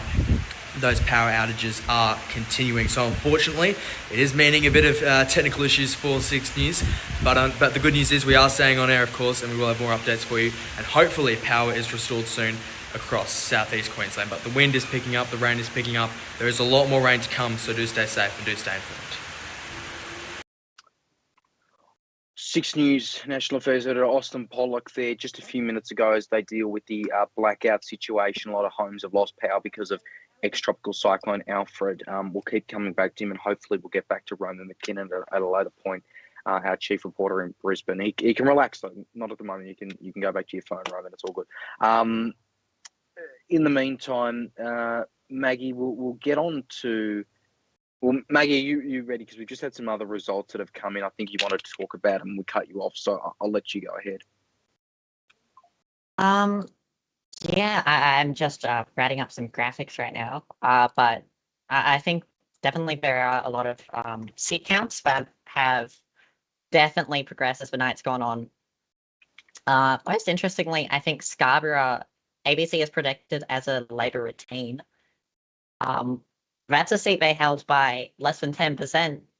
The Liberals had a swing of, were expecting a swing of 12% or 14%. If they can't, if a Labor seat is being called this early on in the night, that is held on 9%, I don't see how the Liberals and the Nationals could win all of these seats that are held on over 20%. So I think this is very worrying news for the Liberals. Currently, Labor's ahead by 6% after, in the two-party preferred. Definitely a very surprising result. And this is also in the federal seat of Curtin, which has been won by Kate Cheney. No independent running there, though. Yeah, right. Have we seen anything also? Sorry to kind of jump you around here, but it was the result you brought up earlier, Kimberley. Have we got anything new there? I'll just have to check. I don't think so. We don't have anything new in Kimberley, sorry, but all good. Once again, as we had graphics up here, a very interesting result in Kimberley. Sorry, I just got I just got an amazing email that I'll figure out later. I'm sorry, Maggie. Please go on. I'm trying to figure out a pathway for the Liberals right now, and it's very hard. I'm seeing a lot of problems with them right now. Statewide totals, Anthony Green's just brought it up on ABC. Labor down 14%, Liberals up 4%, Nationals up 2%, Greens up 4%, One Nation up 2%. The Greens are up 4%, and they end up with 11% as is expected right now. That might be 5 upper house seats even. And once again, no results in Freo, where we're definitely looking for, the Greens are definitely looking for a healthy result, maybe even a win there. Yeah, right. Stuart, do you have anything? Try to catch you. Yeah, off guard. definitely. Yeah, definitely. I just want to go back, and I know we've already looked at it a bit, but I want to go back for 1 second, and go back to Central Web, because we have some interesting figures out of that one, and we're seeing there a massive swing against Labor. One Nation coming in pretty well, and I mean, this is a seat we're expecting the Nationals to retain. If they didn't retain this, they'd be in massive trouble, because this is a very, very safe seat. The MP there, Lachlan Hunter. Nationals going to extend their margin there. Of course, the Liberals are present. They're not doing very well. Greens, minimal. But I think this One Nation sitting in fourth there. Actually, I think the One Nation figure is interesting because, as Maggie said earlier, we've really got a 4-party race here: Liberals, Nationals, Greens, Labor. Now, of course, Labor's tipped to win and form government at the end of the day. Although the upper house is probably a bit more of a mixed bag. Might not get a majority there. They had a majority last time. Might not be able to retain that majority now. We'll see how the night unfolds for that. But One Nation definitely sitting in a very good spot here, because One Nation, historically, we tend to think that One Nation, that One Nation will vote right because of the whole Freedom Party alliance. But so that might be how the leadership sees things. But a lot of Labor members a lot of One Nation members are ex-Labor, which we've seen time and time again. Most notably, Mark Latham. I think Aussie Trump was also Labor, then One Nation, and now running as an independent. So One Nation here kind of fitting in as a curveball in a few of these seats, because we don't know which way they're going to go. And of course, if it's in a 4-party race, then One Nation preferences could determine it in a few seats. Of course, definitely not in Central Wheatbelt, but if we move back some of the other seats that we've mentioned earlier tonight, then that's where you start looking at things and start going, okay, is One Nation going to play a role here? Again, Warren Blackwood, One Nation coming in 5th there. Pretty close race, but One Nation definitely playing a bit of a role in some of the seats. They won't win the seats, but they are playing a bit of a role because they're that 5th party to the 4-party. And if you'd allow me to say the least surprising headline of all time that just went up on the ABC, here's a big shock for all of you at home, guys. Quote, Labor on track for re-election in WA. So a real shock result coming in tonight. It's probably, I would say it's only a matter of minutes till we call. I mean, it's up to Maggie if we want to hold out, but I think we can go on nice and early here. We won't call it just this exact second, though, because we'll work to bring up actually, no, we do have it up in our system. Aren't I a genius? We'll work to bring up that election computer. Maggie, talk us through it. Right, I just wanted to go on a bit of a seat run here and talk about some of these seats where we've got interesting results. Scarborough, we were just mentioning, it's being called for Labor by the ABC. I wouldn't call it just yet, but, look at these results. -7% for Labor after Ember primary vote, -4% Ember 2-party preferred.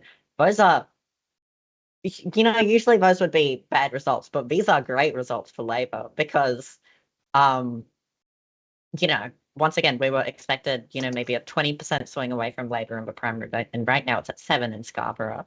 A seat that the Liberals were especially trying to win here, and they just haven't been able to pull over the line. I think we'll go to, just going to navigate to some other seats we've got, particularly, I think, Batesman, which is in the federal seat of Tangney. It's just, okay.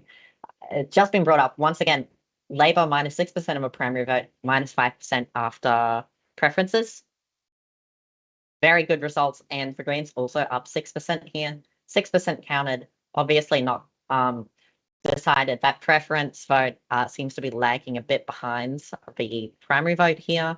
But just definitely very peculiar results where I think, Labor's performing a bit too well for anything substantial to happen. And I think the last thing I wanted to go to was Cottesloe, which is currently held by the Liberals. One of the only seat, in fact, they held in Perth, and just going to go there. Rachel Horncastle, Independent, is currently outpolling Labor and Greens and legalise cannabis, but on those primary votes, the Liberals are still well ahead, and I think that's probably what we're going to end up with at the end of the night, where Labor's got minus 16% here, and Rachel Horncastle, Teal Independent, performing pretty well on the primary, but the Liberals are just way too high at 55%, and the Labor and the Green Party are both way too low. Only 4% counted, but I think at this point, obviously this result in Cottesloe is a okay result, but other than that, I mean, they've got a minus 6% swing, but other than that, Labor's just performing too well for them to be able to, lose government or even go below 40 seats, I think. So I think we can say that Labor will form the government, and you've called it? Roger Cook will continue to be the WA Premier. Yes, that official call. An hour and 38 minutes in. As someone's pointed out, it's early days, but No, it's not. It's WA. At this point, we should have, if the Liberals had any chance, they should have been picking up 20% swings in these areas, and they've only picked up single digits. I just don't think they'll be able to form government. Sky's only called 3 seats. I don't know what Sky's doing right now, but they've only called 3 seats. Yeah, I don't know what they're doing either. The council, last WA election, I think it was only 0.7% counted when Anthony Green called it, because there was literally nothing in favour of the Liberals, and I think that's the same. Obviously, swings in favour of the Liberals, but way too small to be substantial enough to change the government. Small being 10% swings towards the Liberals consistently, but I think Labor's got it. And the ABC's just called Bateman for Labor. So once again, bad result in some of these areas the Liberals need to gain. Yeah, we'll let you just take the SharePoint off for a second, or the share screen off for a second, because we will get ready to make no, it's all good. We'll get ready to make that formal call. In fact, we will happily do it now, because we don't want to wait any longer, because we're all kind of tired and bored and tired and bored. But less than 2 hours in at this hour, 10:40 p.m. Australian Eastern Daylight Time, 7:40 p.m. in the West, and 6 News projects Labor has won re-election in the Western Australian state election, and Roger Cook will continue as Premier after succeeding Mark McGowan a few years ago. This is Labor's 3rd consecutive state election win in WA, following their 2017 landslide and their 2021 annihilation of the Liberal Party. Labor will form another majority government, leaving the Liberals, Nationals, and maybe potentially some outside crossbenchers to make up the rest of the Legislative Assembly. In the upper house will be the closer contest, whether Labor can hold on to their already extraordinary majority that they have there. It seems unlikely, and it looks like there could be a number of minor parties that could get in, and potentially some even for the first time there in WA. But again, at this hour, 6 News projects with, I think, total confidence we can say Labor will win the Western Australian state election and form government for another 4 years. Stuart Jeffrey, no surprise at all, is it? No, definitely not. I mean, we were all expecting it. We are seeing swings in most seats going towards the Liberal Party, but unfortunately, it's not going to be enough to win it for. Potentially next time round, they'll be in a better position. At this time being, they're making some ground, which is what they need to do. They're getting swings in every seat, but unfortunately, we're looking at seats that have a margin of at least 20%. If they can make a gain of say 15% in a seat, then sure, they'll be in a good position next time round. And of course, a Labor government winning 3 terms, Western Australia, it's pretty unprecedented. So we go 4th time round, and then you see Liberals in with decent chance. They are making some gains, of course, Nationals as well. Geraldton, which is currently a Labor hold, that's going to flip and probably go Nationals with Kirrily Wall there. So there are definitely some seats that we're seeing switching towards Nationals, which is what we're expecting to happen. Some are going to flip towards Liberals, and still happen. A lot of the seats are going to be somewhat marginal, but again, the Liberals were too far behind to make enough ground here. They did that. They were too far back to make ground this time. Next time round, as I said, they'll be in a chance, but right now, it's too much ground to make up in too short a period of time. Yeah, I think it's a situation that's just impossible for them. This wasn't going to be their election anyway. I reckon. I think that's I think evident based on the results we're seeing at the moment. Maggie Perry's with us now. Has some new figures out of a new seat that we haven't looked at before tonight, but it's a very key seat. Maggie. Yeah, just hoping these figures are light. First of all, just want to say Anthony Green is called Labor will win government in WA, but beat him by a minute. In Churchlands, Basil Zempilas is trying to win this seat. The Liberals lost it historically last election in 2021.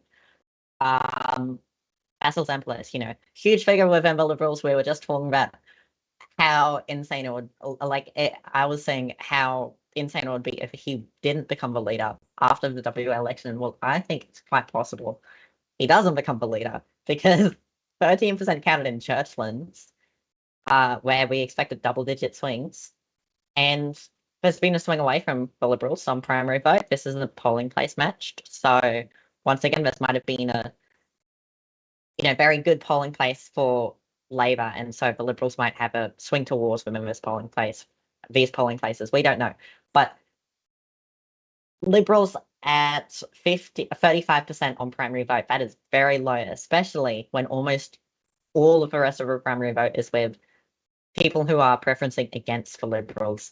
Lisa Thornton is misspelled on there.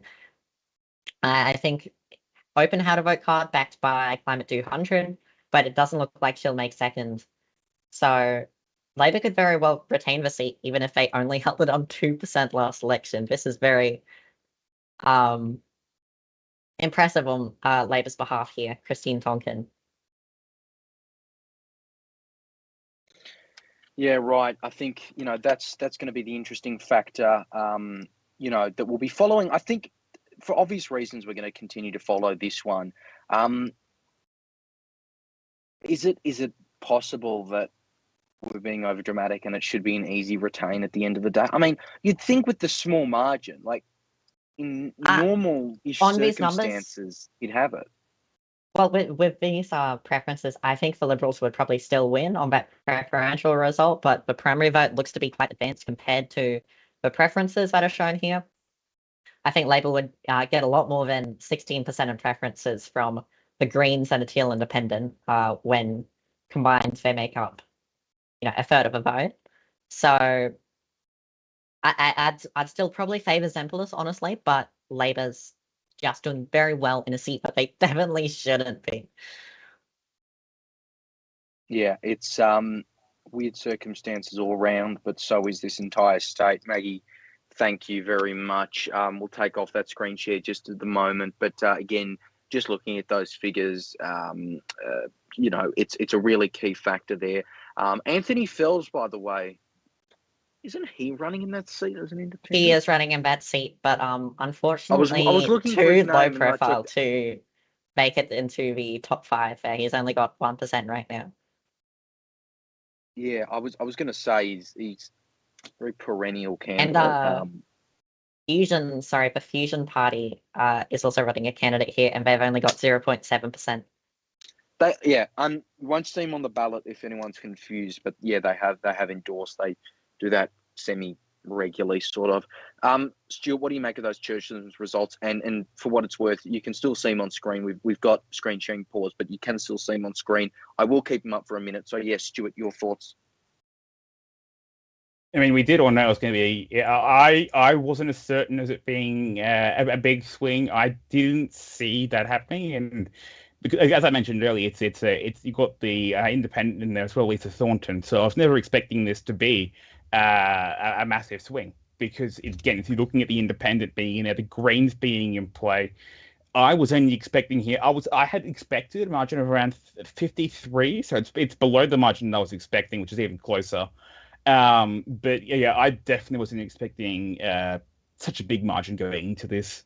I mean, I did expect him to win, and he probably will win, but not on a massive margin. It does make things a bit more challenging for him because it's not a safe seat. Contesting for leadership is a bit more difficult because you're not in that safe seat, although it's not unheard of. Again, Campbell Newman. Not even being in Parliament and becoming the leader, so it's definitely not unprecedented. But he's definitely going to be in a tough spot. But again, probably still will get elected despite a very small swing of, I think, based on these figures that I'm seeing, based on the WA Electoral Commission, looks like a swing of, I want to say 2%. So a much smaller swing. As I said, I already had him winning, but not by much. So I'm not surprised. There's a few results for these independents here, and this isn't, talking about Churchland specifically, but I'm interested in how you think Climate 200 independents are going to continue to fare. Obviously, there's Kate Chaney at the federal level. Victoria, they didn't have success at the state election. Is this something that, again, we're in very extraordinary circumstances, but do you think for the seats where there are these C200 back independents, they should be having a somewhat decent result to have any indication of future success? I mean, definitely the fact the seat I'm looking at right now is Kate Hullett, who is running in Fremantle, and I just want Maggie to look at those figures, double check them. But independent, I didn't know they were figures. Yeah, I just got a message, and Maggie, I think you would have gotten true. a message at the same time about Fremantle. So, Stuart, I'll let you do this. 2%, What's going on in Fremantle? 2% counted, so it's not massive. The swing is 36%. Whoa.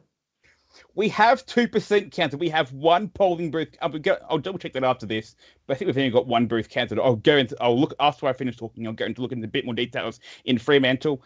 Massive swing there. I don't know surely it's just one polling booth. It's very, very early on, but it's definitely a swing we weren't expecting. But it will demonstrate at the very least that it will be a very close seat. Labor will have a real battle on their hands to defend it. We can't call it yet. Again, only 2% counted. But it does demonstrate that this is going to be a hard-fought battle for Labor, and it does mean that we do potentially get an independent in there. And, of course, that then boots out one of the ministers as well, because she's the Minister for Water and Industrial Relations. So Labor then loses a minister as well, which is another smaller blow. Of course, there are plenty of Labor MPs that really share the ministries around, but that's a decent gain for independents. And again, having an independence anywhere is a win, especially with other independents that will ex-party independents. Again, obviously Trump's the big one. Kingston, I'm happy to say Kingston won't get anything, but that's the point that, these people who left their own party is not going to do very well, but a fresh independent will do well, and it's going to be very good for Climate 200 supporters come a couple of months' time when we have at least potentially Senate or Senate elections, or more likely in the lower house, potentially a couple of independent wins in Western Australia, which is definitely going to be good for both the Teals and the Greens as well, because the Greens will perform similarly. They're not going to win many seats. They might win one, but Greens are also seeing a swing towards them, and a Climate 200 independent potentially gaining a seat is definitely going to be worrying for Labor and the Liberals come the election in 1-2 months. They haven't called it yet, I don't believe. Actually, in fact, Albanese said he's not going to call an election until after the cleanup has been done for ex-cyclone we stopped Alfred. the gather round election, so it's going to have to be May. Yeah. Thankfully. So, yeah, I guess the Liberals and Labor will be now thinking, okay, how do we stop independence? Because a win here with such a strong seat, such a strong margin, 27% margin, that's bad to have independents making these gains. And again, looking at where we were just looking at another independent, again, making a seat many people think would be pretty close to call, is again, making pretty clear is again going to be close to call because of the independent. So definitely some gains there for independents. Upper house is still going to be, we don't have anything clear for the upper house yet. But a couple of independents doing well. This is their strongest seat, and it's definitely going to be good for them to get any seats at all. And can I just ask Stuart? And yes, I'm getting unbelievably ahead of myself here, but we have to because it's WA and we know the result at this point. It's all over.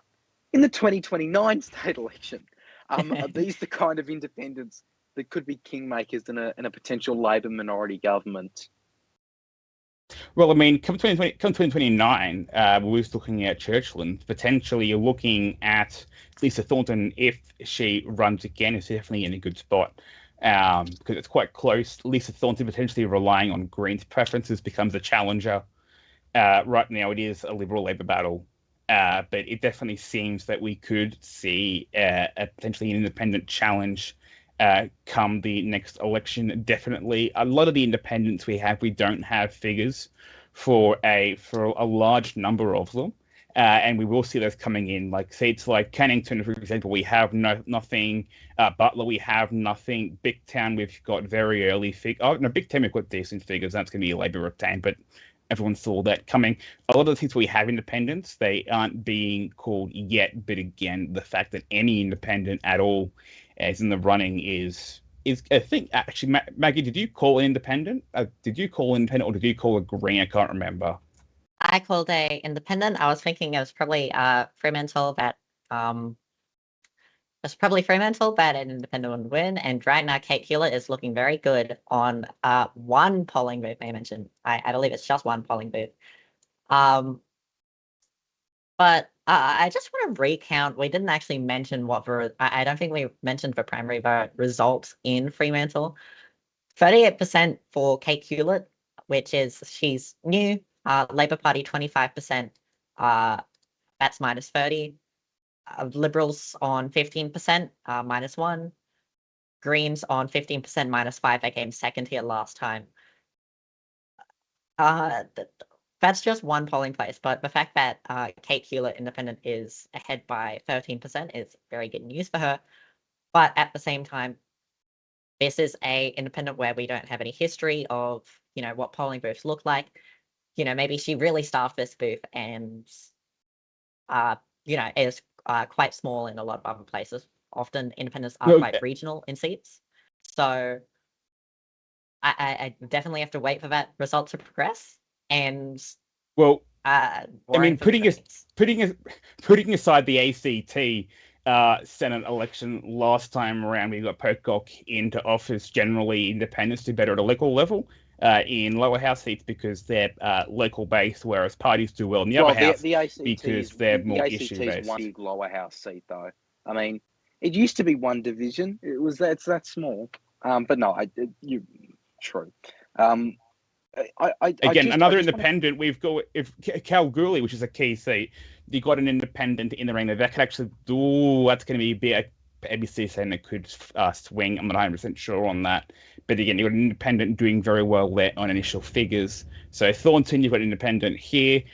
Kieran O'Donnell, who's doing decently, and of course Howard as well. So there are independents in the run, and they are doing well where they are running. Oh, I just wanted to say the ABC is that's very interesting. I think they might have called Fremantle, which is very surprising. Fremantle? Really? Yeah, Freo for Kate Hewlett Independent. Look, I'm watching them on screen, and they've got a number of seats called. It says one. But it's a computer. I would the ABC. Yeah, it's the computer. ABC Computer called Lane Cove in North Sydney at the New South Wales state election, and that did not go Labor at all. Called it Labor, so wouldn't trust it. ABC Computer called Paran for the Greens, and we saw how that turned out. It looks like there's a gain in one Liberal seat as well. That would be Corinne. That's what Anthony Green has said. But I just wanted to say I've actually got my own numbers here. 17 You're right. Labor, 3 Nats, 1 Liberal. You're right, by the way. Sorry to interrupt, and not again doubting your numbers, but just on what you mentioned with ABC calling another, that's on broadcast as well. So Yeah, that's why I mentioned it. Yeah. Yeah, I'm very interested in what they're doing there.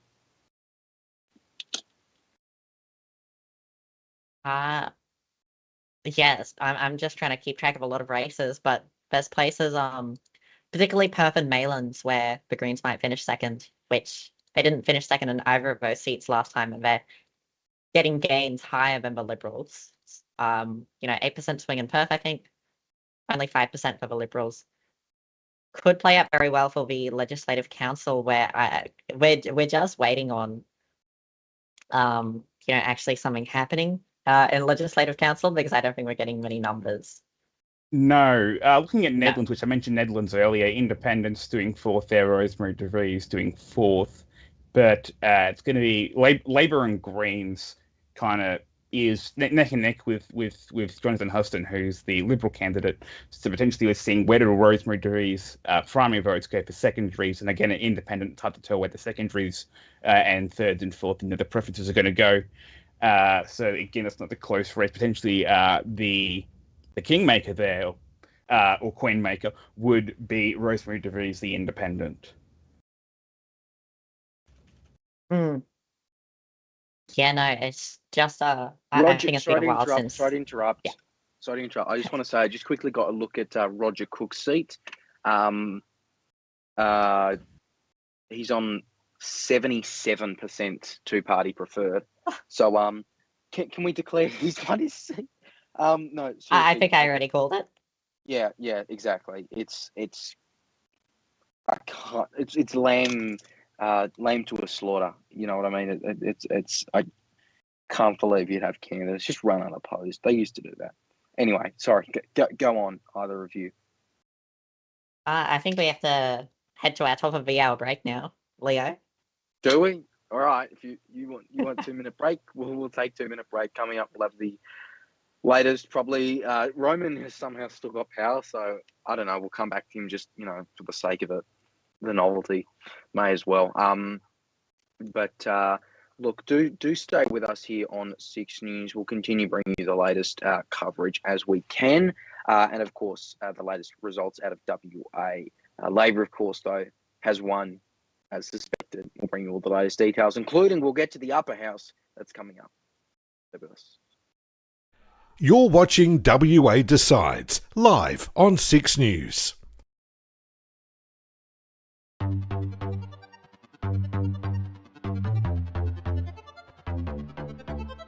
Top of the hour, every hour. These are the stories we're following. We're a genuine alternative to mainstream, a source that people can actually rely on. The news you need, the way you want it. The Premier and her new look cabinet. Could there be more? Will there be more? The community here at Oxenford State School is in disbelief. We have a proven record of delivering exclusive stories without any bias or spin.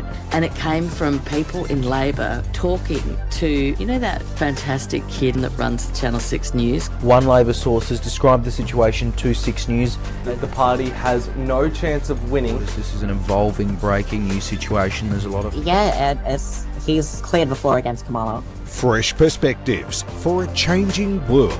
Top of the hour, every hour. Where news for a new era from a new generation. 6 News.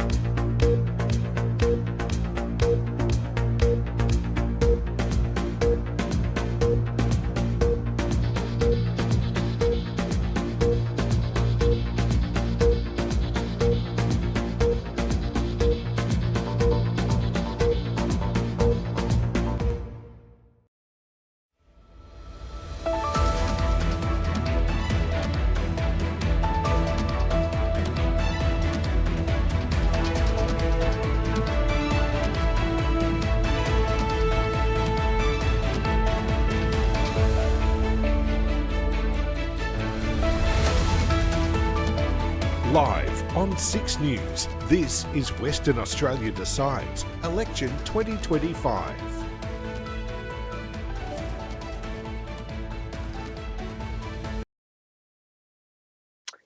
And you're back with us here on 6 News Live. It's just past 11 p.m. Australian Eastern Daylight Time, 10 p.m.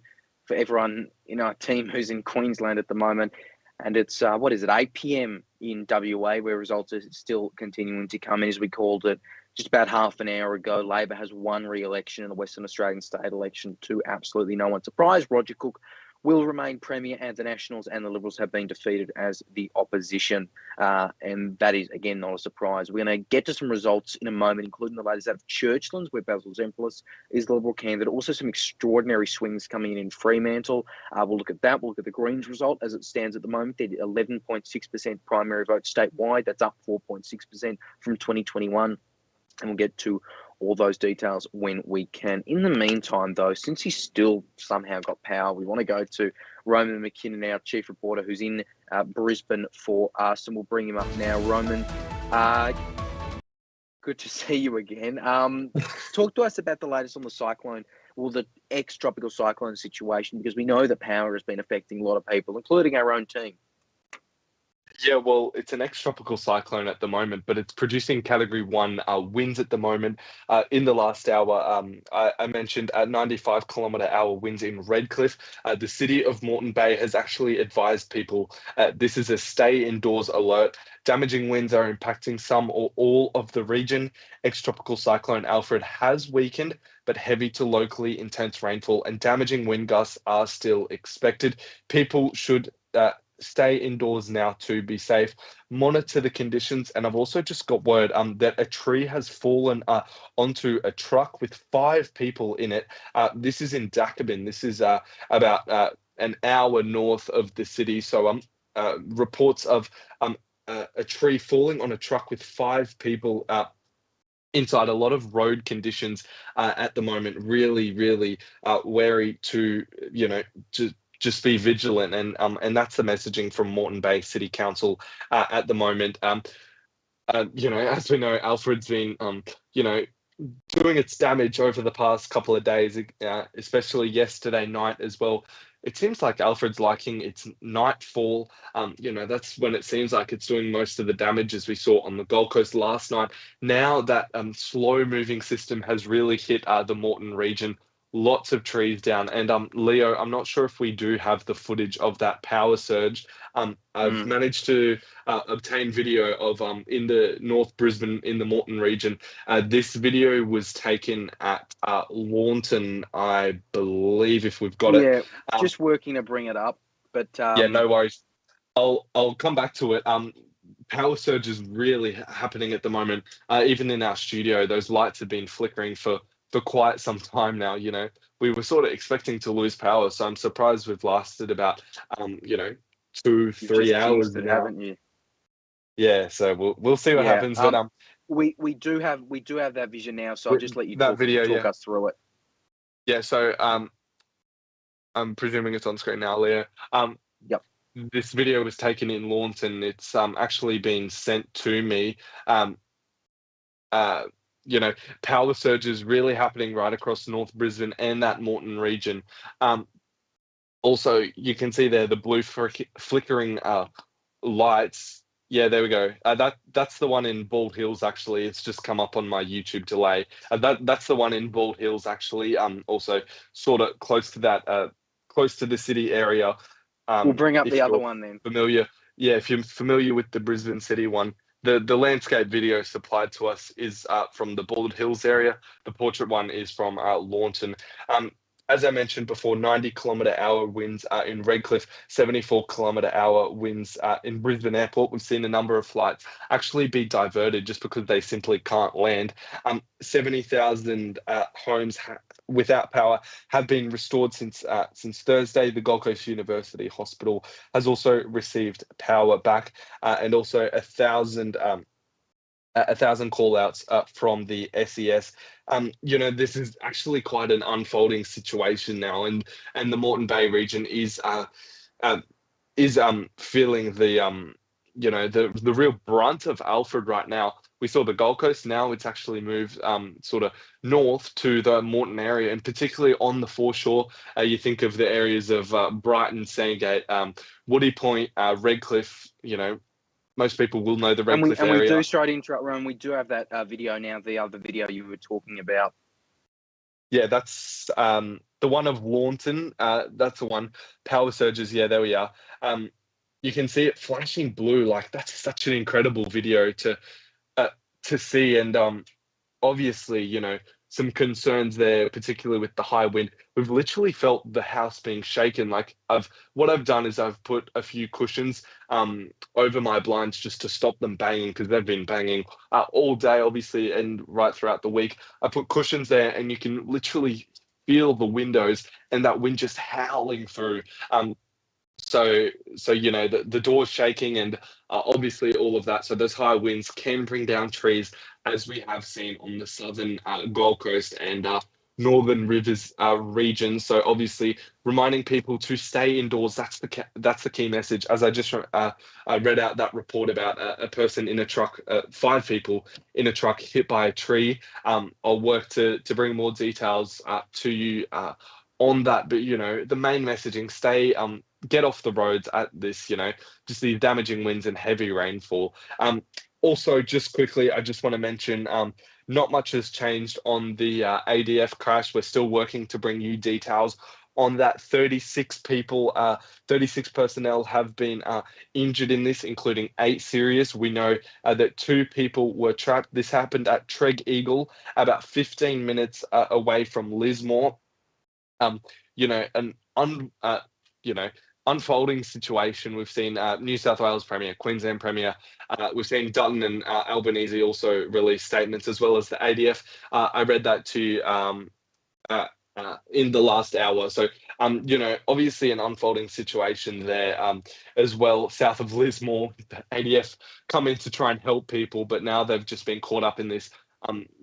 We're hoping that everyone is safe, and as well as those families that could be interstate, worrying about their other family members, worrying about what happened to them. So of course we're sending thoughts and just praying that everyone involved in this crash is okay at the moment. But more updates overnight as well as into next morning, as we see the sort of damage as well. Again, just like we saw this morning, we finally saw what kind of damage happened, particularly on the Gold Coast. Now we're going to see what damage has happened in the Moreton region tomorrow morning, and I'll bring you that as that happens. Yeah, Roman, we really, really appreciate it. Kent somehow still has power, but Austin doesn't. Thank you very much. Thank you very much. Yeah. Thanks, Blair. Yeah, again. All right, thank you for that. We'll get back to the WA election at the moment, and we've got some new figures on screen that we can bring up from Maggie Perry in relation to the map. I'll let you talk you through it, Maggie. Yes, let's just do a quick seat run. First, we're starting with South Perth. This is a seat where the Liberals are definitely trying to gain. It's traditionally Liberal heartland, and I think Labor only held it on 10%. Right now, we've got 34% counted. ABC has called it for Labor.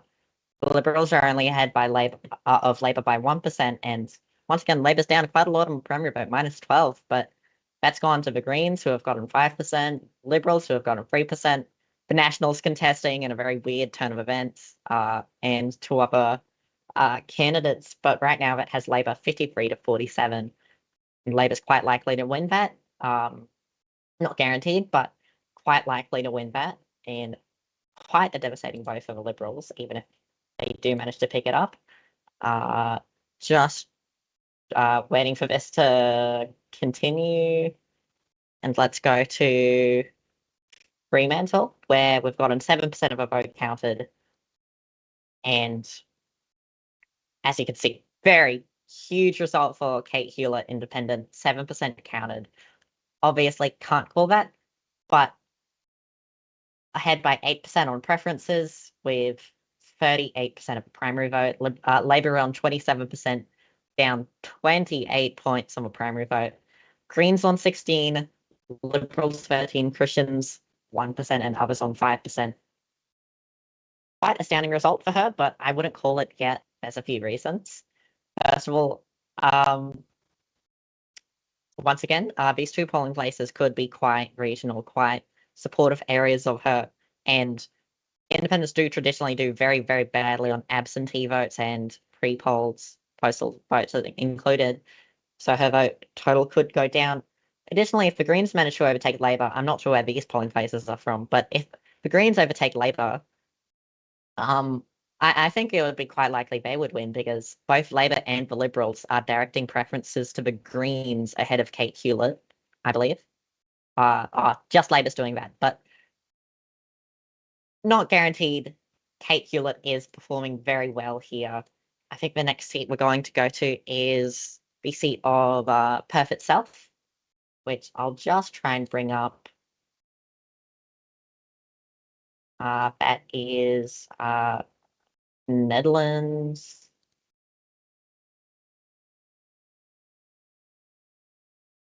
Just give me a second here. I think we're still trying to pull it up. There we go. Seat of Perth.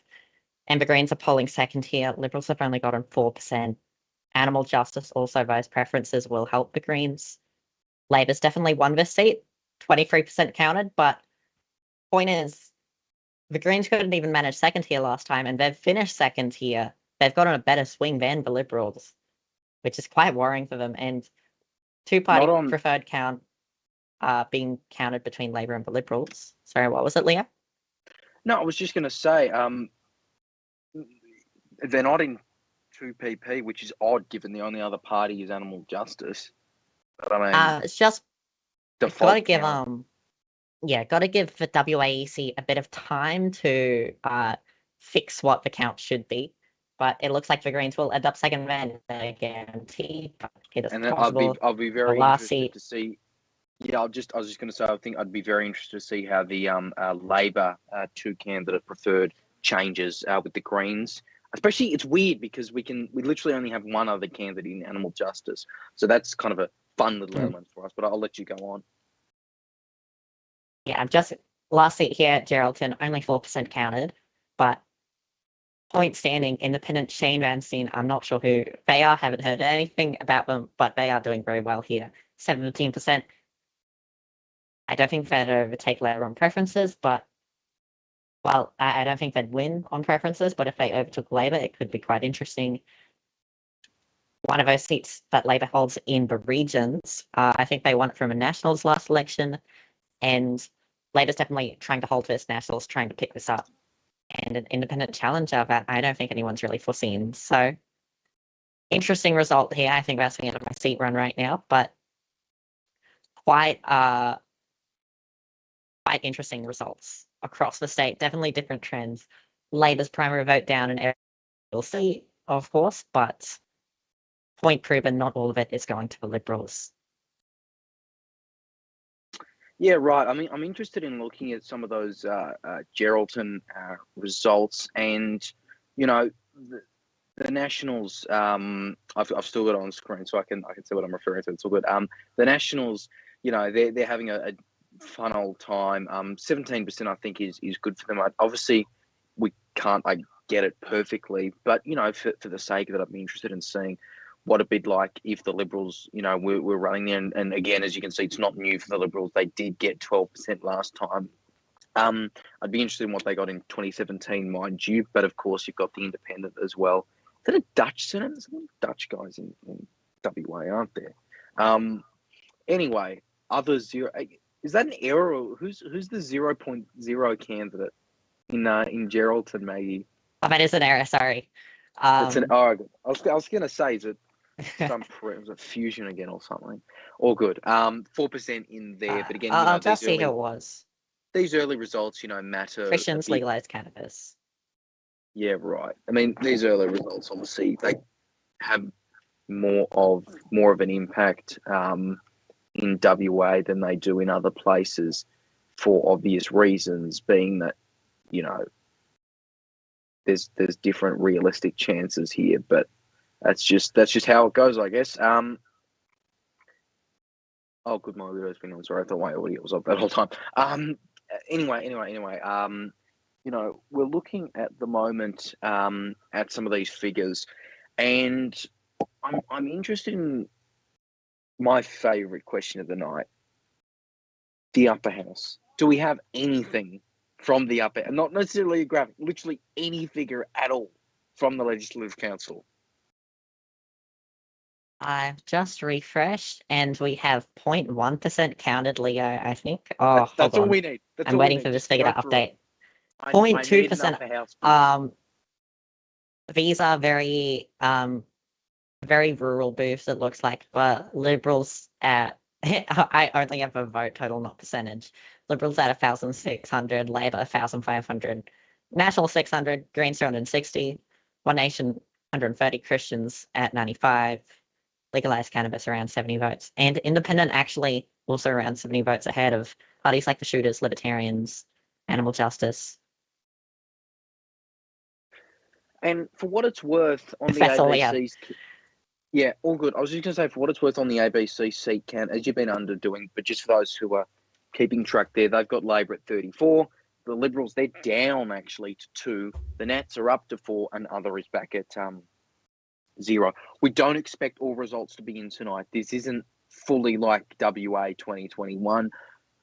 There are going to be a few unclear results, and I think Maggie might be frozen there. No, got her back. Okay, bit choppy. Please tell me the power's still in Billa. Well, we think the power's still in Toowoomba, and we can get to Stuart Jeffrey. Stuart, any thoughts on how that Geraldton result was going? 17+% for the Nationals on 2 candidate preferred, but there is an independent factor as well. Yeah, my parents might have lost their power right now. So just checking the Ergon map. Same time on my other monitor. But yeah, sure, if you get a Geraldton, there's probably going to be a Nationals gain here from Laura Dalton, incumbent Labor MP. Again, Independent coming in at 3rd. Shane Van Stein coming in at 3rd, about 20%. Labor 23, and Nats at 31. Legalized Canada's 3rd, Greens. Legalized Canada's 3, Greens 4.3. Still early-ish figures. Got 10% counted. It's not that early, actually. And a swing of around 19% against Labor. This is a pretty safe seat. It was around a margin of just about 10%. So a decent swing towards the Nationals. Nationals sitting at 59.6% over Labor's 40.4%. So potentially Labor could get knocked down to below 40, 38-39, and that would be a big blow for Labor. But it's also a big gain for the Nationals as well. Nationals doing pretty okay. They're not winning all the seats they wanted to win, but I don't think they've lost any seats, which is better than can be said for the Liberal Party. Level.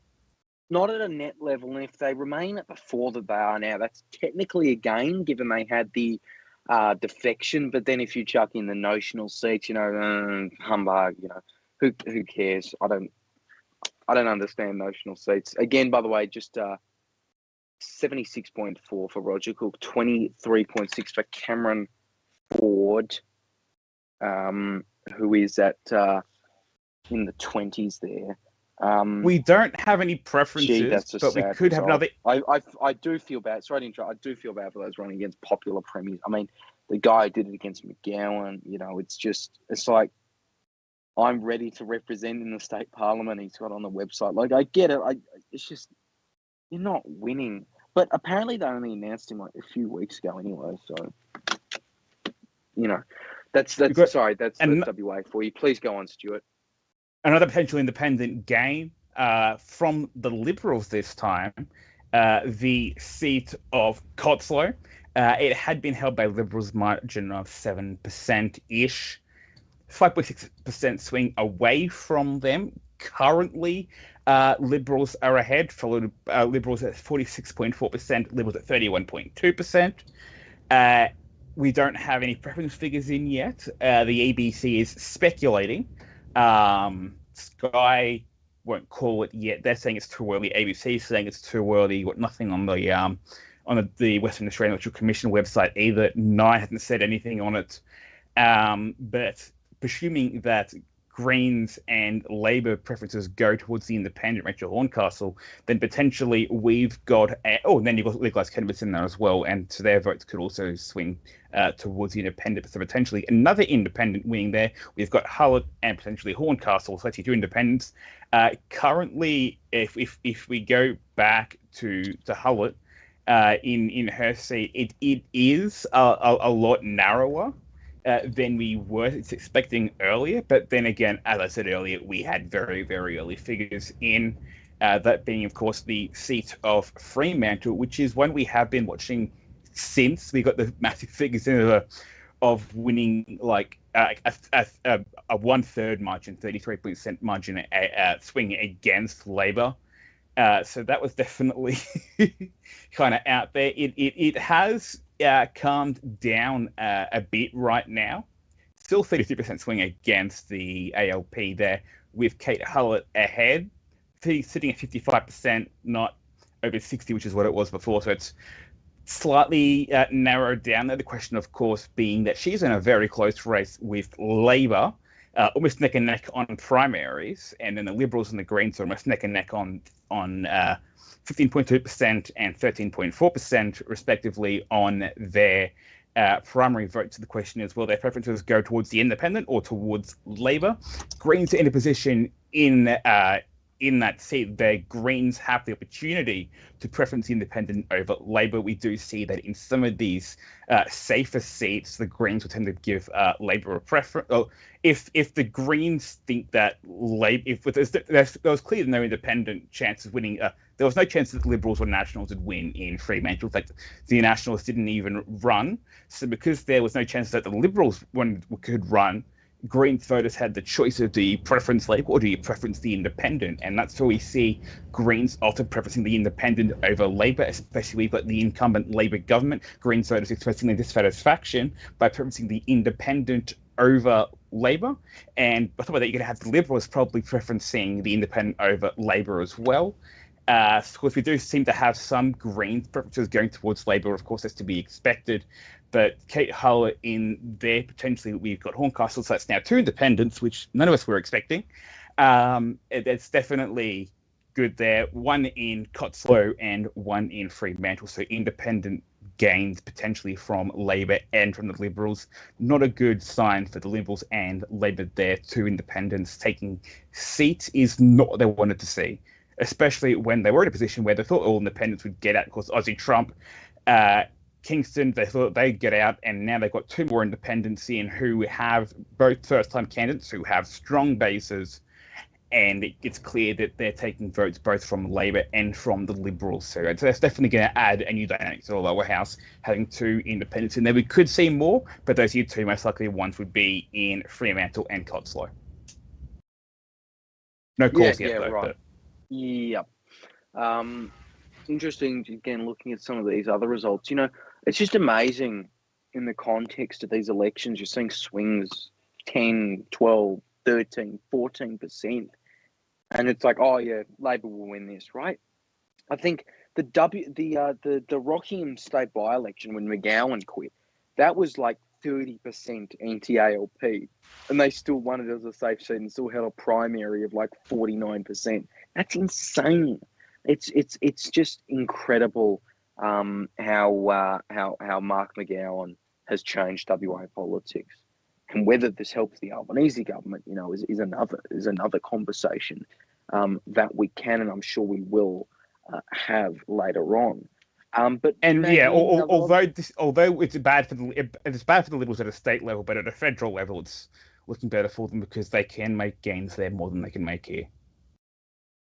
And obviously, we've got this delayed federal election as well. Maggie, any thoughts?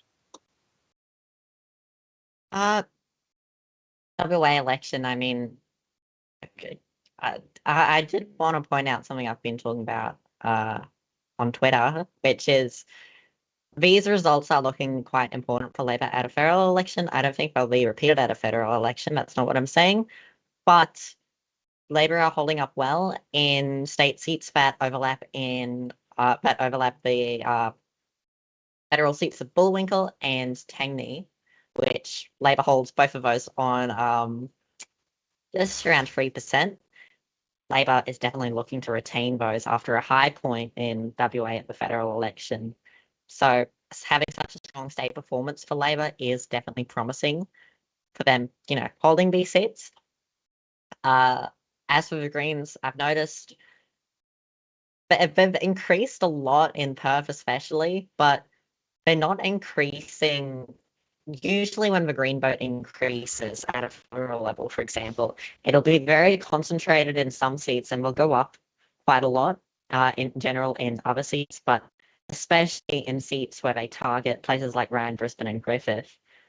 Looks like Greens target seats like Perth, Maylands, actually they've gone down in Fremantle, and I want to say Warren Blackwood. The Greens have actually ended up increasing by about the same amount that they've increased statewide, which means they haven't been able to make huge gains. They've increased about 5%. Very good. 5% is really good to increase, at a statewide level. They've gone from 6% to about 11 or 12% right now in WA.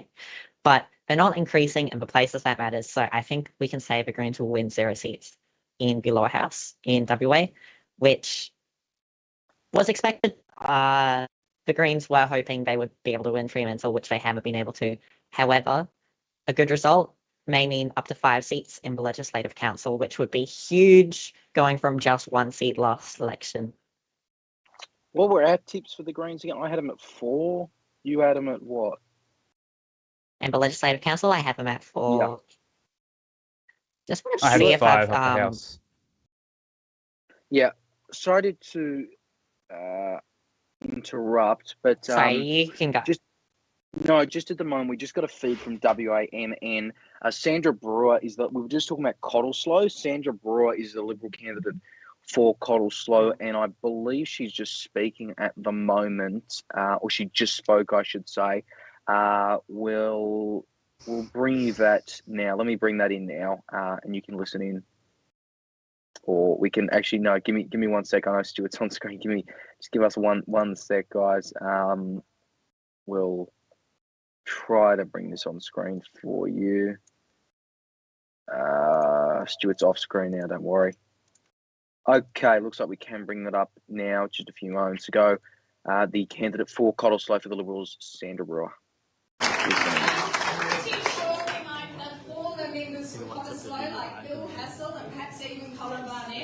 And anyone else who's here this evening, I'd like to acknowledge. For me, this is a dream.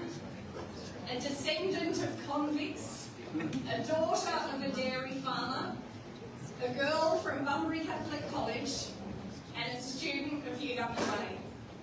What an absolute dream to be chosen by the people of the Cottesloe electorate to be their representative in the State Parliament of Western Australia.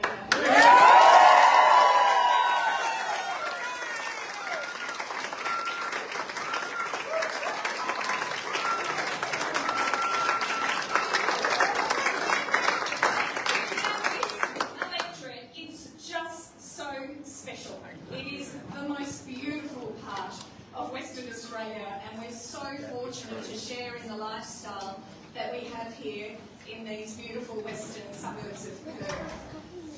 But I knew that the people around here are ready for change. They want improvement in their community.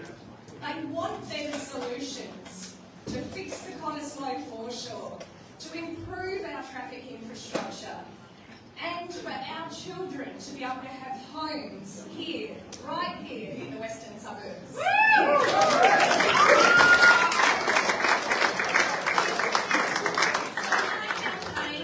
To fix the Cottesloe foreshore, improve train station access for Leighton and for Claremont, and for Cottesloe as well, and to improve all of our archaic road and rail infrastructure is a vision that I want to see through as your member for Cottesloe.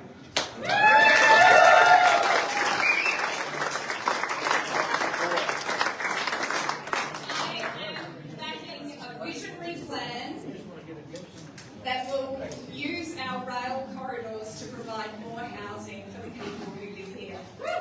Beyond our boundaries, Australia, and it seems I'll be campaigning for that for the next 4 years to come as well, and I'm more than determined to do so. I'm proud of our Liberal Party campaign that is focused on the right priorities for our state. Now, I know my success is not due to me and everything I've done over the last year. It's due to you, everyone who has supported me so completely, so optimistically, and in such a committed way. There are a couple of people that encouraged me so early on, Danielle Blaine and Angus Murray.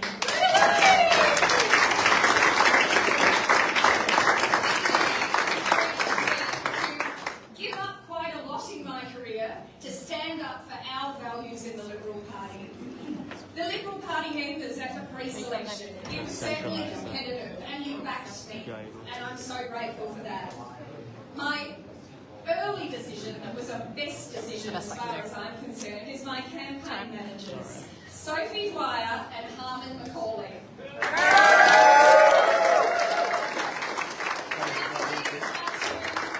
Exceptional Western Australians. They were described to me by someone to me as complete professionals. They absolutely are. These are a couple in their mid-20s who believe in the Liberal Party, believe in our values, and will be part of a very bright future for our state. My outstanding community engagement manager, Jess Marnie, who has been absolutely...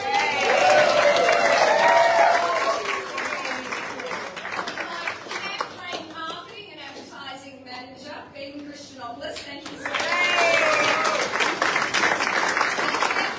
Secretary Rose Scott, who I think our campaign treasurer Ryan Fernandez, our operations manager Steve Hill, our recall manager on special operations Lisa Brazier. Thank you.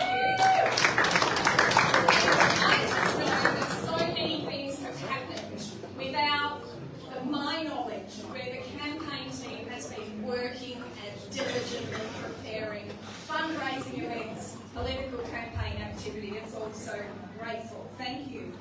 Their head office team, Simon Morgan, Jessie Wootton and Lillian Rosic. Thank you guys.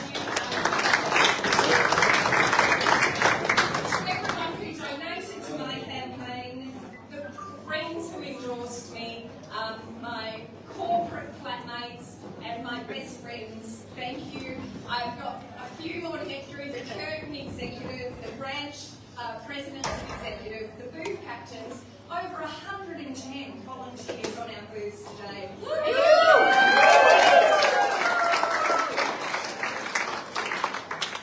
Now, tonight is about recognising, yes, this is an incredible personal achievement that I'm feeling for me tonight, so if you'll indulge me, I need to acknowledge the people that have made me, through their love and their encouragement that I've had. My mum, who's over there.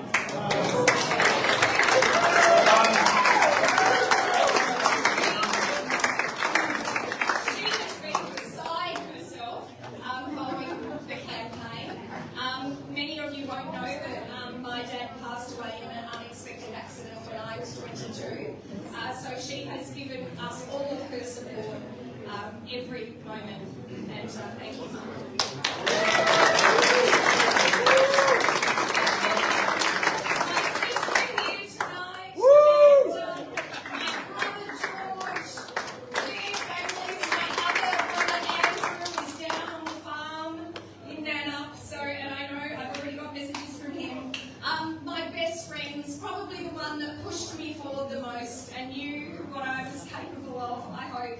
Michelle Morgan, thank you. All my best friends, my uni friends, my college friends, my adopted Iona family, I'm so grateful to all of you. There's someone else who's also given me a great deal of encouragement. You might know him as the Picasso of election signage. My greatest encouragement and supporter, my husband Ralph.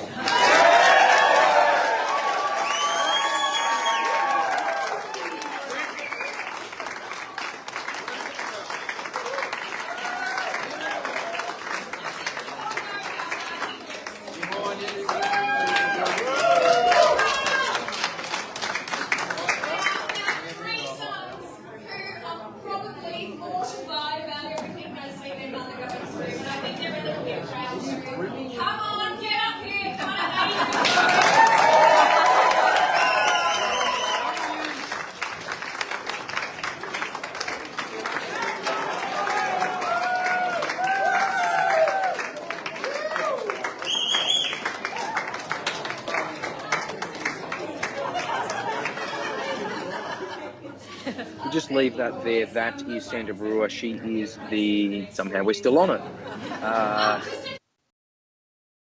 There we go. That was Sandra Brewer. She is the Liberal candidate for Cottesloe being one of the 2 seats that the Liberals won back in 2021. It was held by Dr. David Honey, who was the Liberal leader until he was spilled by the only other lower house Liberal at the time, Libby Medham. And she has declared victory there. I think we're making the same call. We saw an independent go ahead, or at least, I mean, it seems most likely it'll probably happen.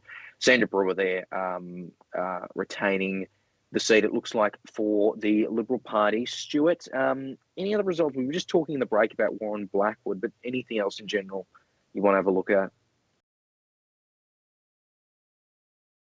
Yeah, look, Secret Harbour figures, I just put that out on X/Twitter. Really wacky there. It's what you get when you have really early figures in. It was ridiculous, the figures that we were getting for it. We had about 0.3% in, and it was 95% Labour, because we had really early figures from one booth.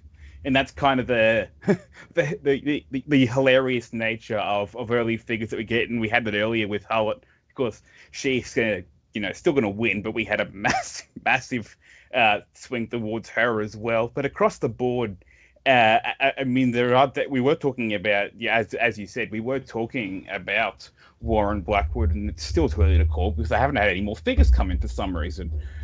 We do have a few more regional seats as well that don't have any figures. We'll get this in the coming days. Cannington, for example, we've got nothing in for Cannington.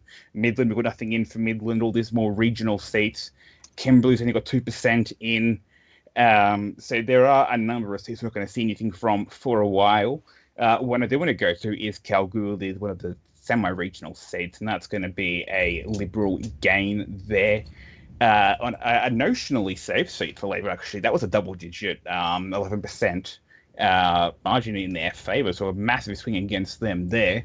That's a very, very early figure. It's not very early figures, it's a quarter of the vote in, but it's very, very narrow, and there's no preference flows in there. Greens doing horribly in that. Greens coming in at 6th. No, 7th. Greens coming in at 7th, behind One Nation, which is weird, because you've got an independent in the mix and legalised cannabis who are coming in at 3rd and 4th. Liberals, Nationals fighting it out for 2nd. Liberals slightly ahead. Seems that we're going to get preferences from Nationals flowing towards Liberals, which puts them ahead of Labor. It'll be close. We're not going to know that seat for quite some time. It was picked as a key seat early on, even though it had a massive margin. But definitely one of the seats that Labor didn't want to lose, but it looks like they potentially are going to lose that one. Apart from that, we do have Cottesloe still not called. Probably an independent ahead there. Oh, we do have some early figures in for Cannington. Never mind. We have some early figures in now, which we didn't have in earlier. I believe we've got a retiring MP there. Labor held with the MP of Youth Cause retiring. So now we've got 2 MPs, so 10%, 2 new candidates. Liberals coming in 3rd there, Greens 2nd, Labor 1st. Australian Christians coming in at 4th place there. Early figures in, we've got 5% counted. That's going to be a Labor retain. The incumbent benefit not applying there, but despite that, Labor doing pretty decent. It's only a 10% swing against them, which in the greater scheme of things today isn't that bad compared to some of the other swings. But again, even though it's a good swing, doesn't mean they're going to win the seat because, again, they were so far behind from the last election. One of those ones we do have in is Central Whitbelt, which we have called, and that's one of the few that the Nationals have a swing in. Nationals probably going to retain Central Whitbelt, retain Midwest, retain Roe, and picking up Geraldton that gets them from 3 to 4. I don't really see a path to get any more seats going towards them, which is, I think it's right. So I had 7. I think, Leo, what did you have? 8 Nationals?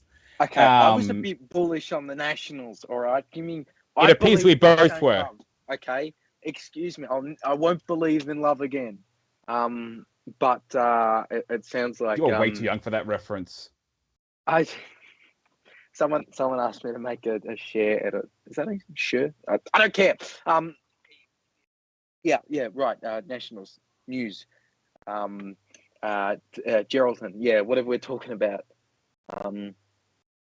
Go on. Yeah, I mean, Albany is still in the mix. Again, another key seat. We haven't had any preference figures in there yet. Labor's all but lost their 11-point margin. It's these seats where we had only a 10% margin is where we're starting to see some of these swings. But again, it's not enough to call things.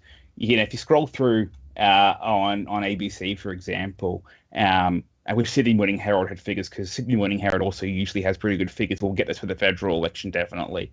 And that is often a good contrast with the ABC. Looking at the figures on Sky's in an awkward spot where they only have 3 categories. They've got like the big bar at the bottom that they occasionally update, but on the bottom right-hand corner, they've got 3 little boxes, which are Labor, Liberal, National. They didn't put any independent boxes in there, and now they're going to have to worry about having independent wins, that being Hullett being the most likely. Again, Churchland's is still ongoing with Basil's MPL is again ahead there. It keeps flip-flopping, which is going to happen until it's only 20% counted. That's going to be going on for days. It's one of those ones where you're going to be waiting a while. Labor will still form government without it, but it's seats like that. It's seats like Albany where we are going to have these fights going on for quite some time. And as I said, we've got a number of regional seats. I think there's 6 regional seats we don't have any figures in for them at all. We only just got Cannington figures in. We're still waiting on figures in Forestfield, for example. So again, we're waiting for some of these. I think, has it been called officially by Labor, Leo? I think they would have called this election before things started. Yeah. Do we have a speech? Because I'm still waiting on do we have a speech that they've done yet? Because that's, no, usually we'll the official part part live. of it. We will bring you any speech live, by the way, guys, through our good partners at WAMN News. By the way, have we mentioned Fremantle in the last minute, or have I missed it, or have we not mentioned Fremantle? Because I feel like we should mention Fremantle. Can you give me 1 second? Put Fremantle, put a pin on that. No, go ahead. I want to do Quinawa, which is Cook's seat.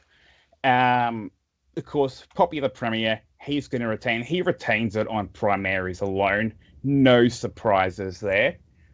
He's got the same 11% swing against him that we are seeing across the board, but comfortable win there for Roger Cook. A margin of, I want to call that probably, it's only 5% in, but my estimate would be a margin of 23%, I want to say. 23% margin is probably the best the Liberals can hope for there.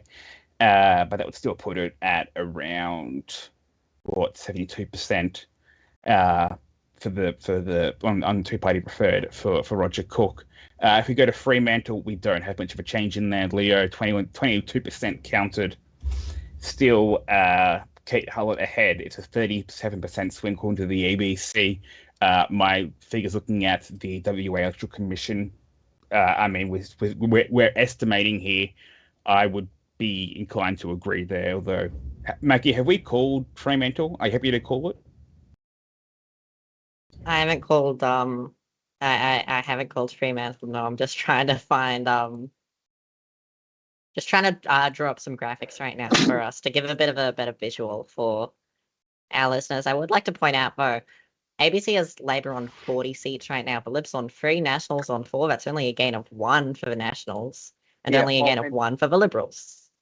Geraldton. A net gain of 0 for the Nationals from 2021. By the way, guys, I just want to apologise for those who've been watching at home and have noticed that we don't have a seat counter. It's the technical thing. We had a really nice graphic ready, and I'm sorry we couldn't bring it to you tonight because of the technical errors that we've been having in our team losing power in Brisbane. So I apologise about that, but we'll keep regularly referring to the numbers on screen. I really do apologise about that, though it's certainly not ideal situation. I'll let. Yeah, I'm watching the Energon map very, very carefully because there are more outages. It's not Energon, it's Transformers. The Ergon map and yeah, there's several outages in Toowoomba.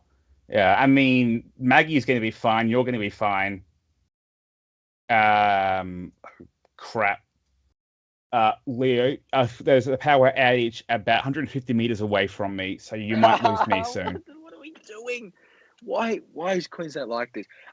Okay, Stuart. Look, we're going to keep you on until you're not on. I'll say that. Okay. We can just do a live episode of Sixth Preference with Maggie and me. I thought we lost him for a second. No, it's just the screen share. By the way, we just. Oh, geez, my vision is awful at the moment. I don't know what's wrong with my internet. Sorry, we'll bring up Maggie. You're in Melbourne, not Queensland. What's your excuse? The NBN. We'll bring up Maggie's map, but I just want to say, by the way, someone in our comments on Twitter just said, haven't heard Rockingham mentioned once, terrible coverage. Well, all right, ALP retain. You probably could have guessed that one. Magenta Marshall retains that for Labor. It's Mark McGowan's former seat. Hayley Edwards is the Liberal candidate. That's interesting because she was a Labor member. Then she ran as an independent in the by-election, and then she went to the Liberals all in like one-term space. Greens are at 9, legalised cannabis 6, One Nation 6. I'm not sure 100% though if some of the swings I'm seeing are based off 2021 or based off the by-election. I would guess probably 2021, but I have no idea. Anyway, Rockingham's a Labor retain. There's a big shock. Maggie, I'll let you handle it with the map. I hope we have our election graphics up right now, but I've just got 2 seats here that unfortunately were the 2 seats that Stuart decided to go into great detail in. So we've got Albany. No blame on Timbo. We've got Albany here. Labor on 28%, 8% counted total. Liberals and Nationals both on 22, and the Greens on 9, and an Independent on 8. 11% other. I think that's with legalised cannabis and One Nation, a few other groups. There's a place where I think 11 candidates were running, so maybe high informal vote. But Labor is currently neck and neck, basically, on preferences. I think it's a free-corner contest here. Really, the Liberals and Nationals, they could both win this seat. It just depends who ends up higher between the Libs and the Naps. Labor's pretty likely to end up in the top 2. 8% counted. Our count isn't very developed, but point is 11% swing away from Labor right now, and on these numbers, I would say it's quite possible Labor loses the seat. Another seat I'll go to is something's Kalgoorlie. happening finally. Yeah, Kalgoorlie. Hold on, that's. Unfortunately, I don't think we'll be able to cross over to Kalgoorlie right now while I try and figure out what's going on. I'm actually looking at it on the ABC right now on the broadcast. Labor 34, Liberals 19, National 16, and they just cut away from you. Damn it! But there's your top 3. So that's the best I can give you. Sorry. And Independent 11%. Just trying to figure out why I can't cross over to. I think it'll be a bit jittery, but there we go. Kalgoorlie, Labor on 35%, Liberals 19, National 17. Kieran O'Donnell, Independent. I hyped him up a bit at the start, but he's finished. Not finished. He's on 11% right now. Nationals and Liberals give very strong preferences to each other, so he won't be able to make it into the top 2. Hence, he cannot win. 26% counted right now, and that is a bit of a weird Liberal number, sorry there. Plus 11% for the Liberals and the 2-party preferred, and it's neck and neck right now. And noticing a pattern, Liberals and Nationals, we don't know who will finish second. Usually, I think I see the Nationals tend to pick up stronger preferences from these smaller groups here. Kieran O'Donnell, though, is a former Liberal MP, so he might give stronger preferences to the Liberals. It just depends where we're getting votes. It's a fun element of surprise, I like to think. Hey, just quickly, Maggie, sorry to cut you off, but we just got the latest from our partners at WAMN News, and I just want to get to them for an update on the calls that they're making. We'll cut back in just a minute. Here's from WA. He is WAMN News. We are currently live from Labor HQ in Medina. There are several politicians in attendance, including Police Minister Paul Papalia Energy Minister Reece Whitby and Rockingham member Magenta Marshall, all celebrating a long day at the polling booths with their electorate staff and volunteers. Following a welcome to country, Police Minister Paul gave a warm welcome to staff. Premier Roger Cook is yet to arrive. And while the polling booths have closed just over an hour ago, Labor have already won at least 15 seats so far in the metropolitan region. Meanwhile, the Nationals have won Central Wheatbelt and 2 other seats, while the Liberals have only won 2 seats so far. The swing is 8.2% against Labor. Now handing it over to you, Ivan, for some more news in regards to Scarborough and the election. Thank you very much, Melly. Well, we can just confirm, according to the ABC, that Labor is set to retain government. Now, something very interesting happened at the seat of Scarborough, which was previously held by the former Liberal leader and former Police Minister, Lisa Harvey. This was a prized Liberal seat, and one that one could dream that Labor can ever win from the Liberals. That was until Mark McGowan in 2021 won it over. Well, guess what? The latest result shows that the current Labor MP, Stuart Albury, has managed to keep the safe Liberal seat for the second time. So something very interesting going on. That is despite a 3.9% swing. Now, also there's some frustration among voters. The fact that a lot of them cannot vote because there are not enough ballot papers. There were long queues in Subiaco. Some viewers told us that there were also long queues in Phoenix Shopping Centre, that's in South Perth, in around Spearwood as well. So a lot of frustrated voters, a lot of long queues. Some of them have been reportedly turned away. Now, for some updates from the Liberal camp, here's Paige. Good evening, WAMN News viewers, and I am here at the Liberal Evening Election Party here in Cottesloe. As you can see around me, the environment is very anticipating as people wait with bated breath to see if the Liberals have won the 2025 election. Join us tonight as Libby Medham comes to you live from Cottesloe with the polling results. We will be live throughout the evening with more information. Thank you so much. That was the team at WAMN News. They're our partners who are doing a fantastic job, and we appreciate them for all their coverage, which has been great benefit for all of us here at Six News, and it really always has been. We really enjoy their partnership. Of course, if you'd like to do more with our partnership, you can become a supporter on Patreon for just $4 a month, patreon.com/SIXNewsAU. Listen to the exclusive episodes of East Plus West John podcast from Six News and WAMN Extra News Club with myself and Ivan Long every single week. You don't want to miss it. Who wants to go first? Stuart with the power outage, Maggie with the maps not up. Eeny, meeny, miny, mo. Stuart, you can go. Any thoughts at all on any result at all?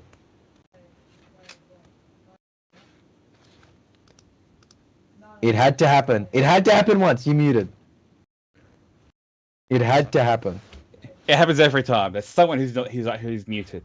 Okay, we got upper house figures in 0.82%. That's better than we had before, and One Nation coming in.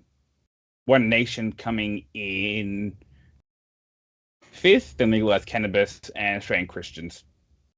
Libertarians doing 91 votes. Libertarians are pretty much. Sorry.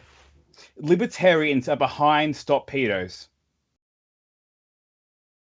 Libertarians are behind every other single party, but also very small count, so not representative. I'm surprised that it's just weird. I mean, yeah, that you're right. There's apparently one other. The AJP. Yeah, I don't think AJP will get anything. Sustainable Australia, they won't get anything. Shooters and AJP are tied. That's weird. But yeah, it's again too early for anything in the upper house. I'm sorry, Leo. We're not going to get anything for that for a long time. What's the point of it all then?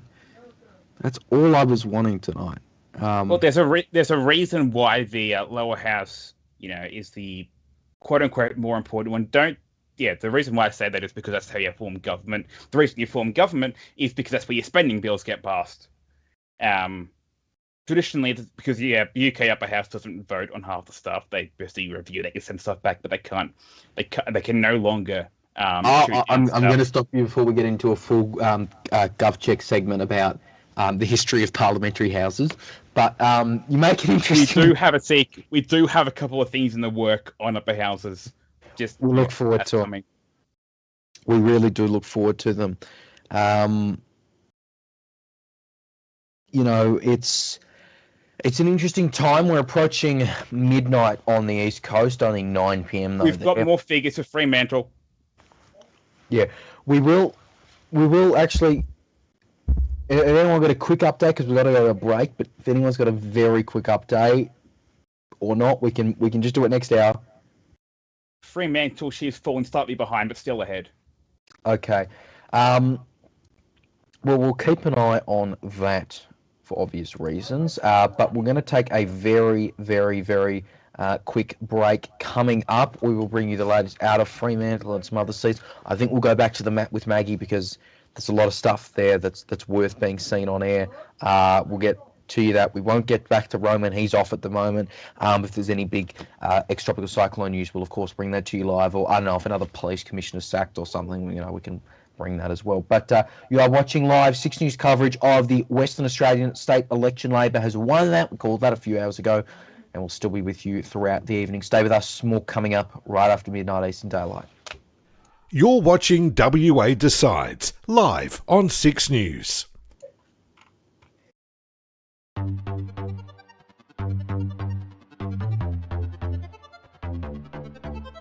Top of the hour, every hour. These are the stories we're following. We're a genuine alternative to mainstream, a source that people can actually rely on. The news you need, the way you want it. The Premier and her new look cabinet. Could there be more? Will there be more? The community here at Oxenford State School is in disbelief. We have a proven record of delivering exclusive stories without any bias or spin. And it came from people in Labor talking to, that fantastic kid that runs Channel 6 News. One Labor source has described the situation to 6 News. The party has no chance of winning. This is an evolving, breaking news situation. There's a lot of... He's cleared the floor against Kamala. Fresh perspectives for a changing world. Top of the hour, every hour, where news for a new era from a new generation. 6 News.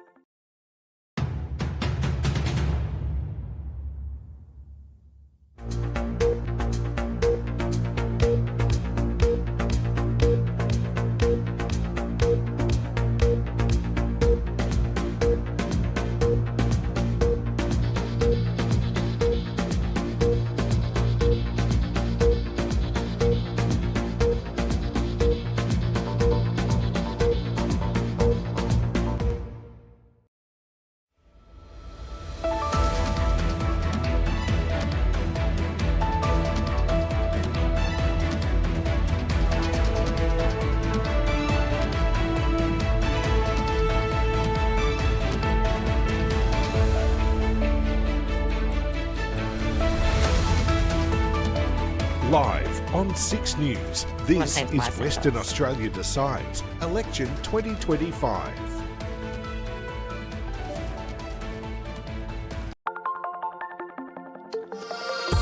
Back with us here on 6 News. Didn't mean to play that countdown again.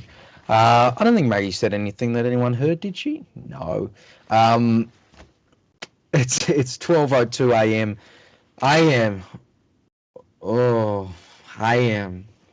It's 12:02 a.m. It's past midnight. But, we're doing this, aren't we? It's 12:02 a.m. Australian Eastern Daylight Time. It's only 9:02 in WA, and for our Queensland-based team, It's only 11:02, but they've had a long day there. Stuart Jeffrey and Maggie Perry are still with you as well. Roman McKinnon's dashed off. I know he's had power issues. And again, for those of you just tuning in, we do have technical problems because our Brisbane-based production team with the great man Austin Pollock, they haven't had power in a while. In fact, just for a brief cyclone update, this was Austin just about an hour ago. I want to give you kind of an idea of the situation that they're going through at the moment in Brisbane. So he was Austin Pollock, 6 News National Affairs editor, just an hour ago.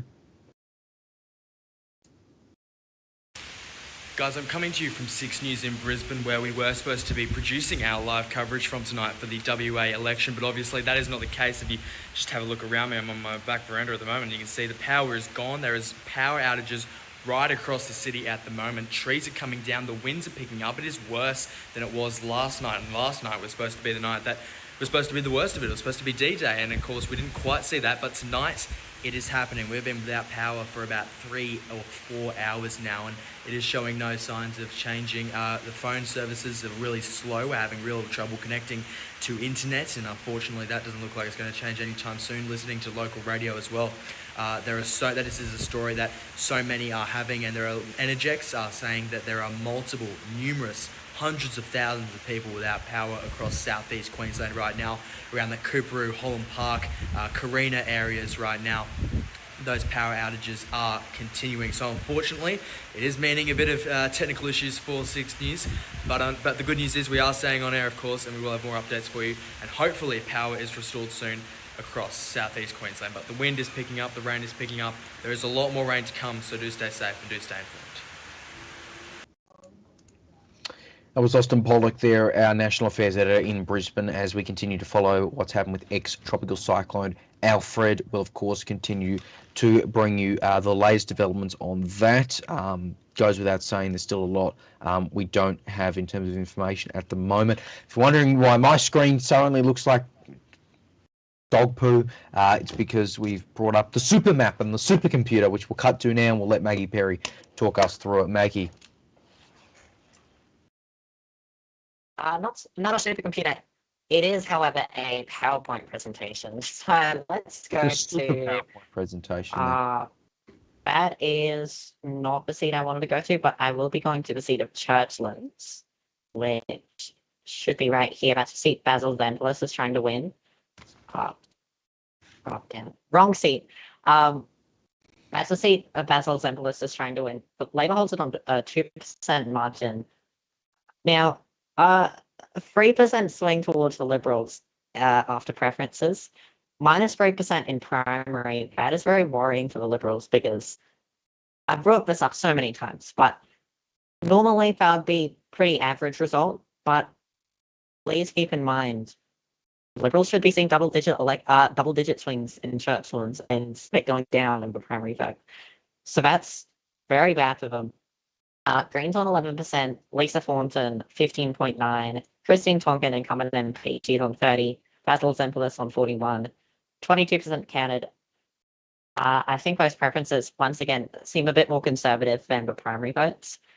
I would probably say, I'd probably say those preferences seem accurate. So really, 50-50, Basil Zempilas should have been winning this easily. I think I'd be very worried if I was in his shoes right now, and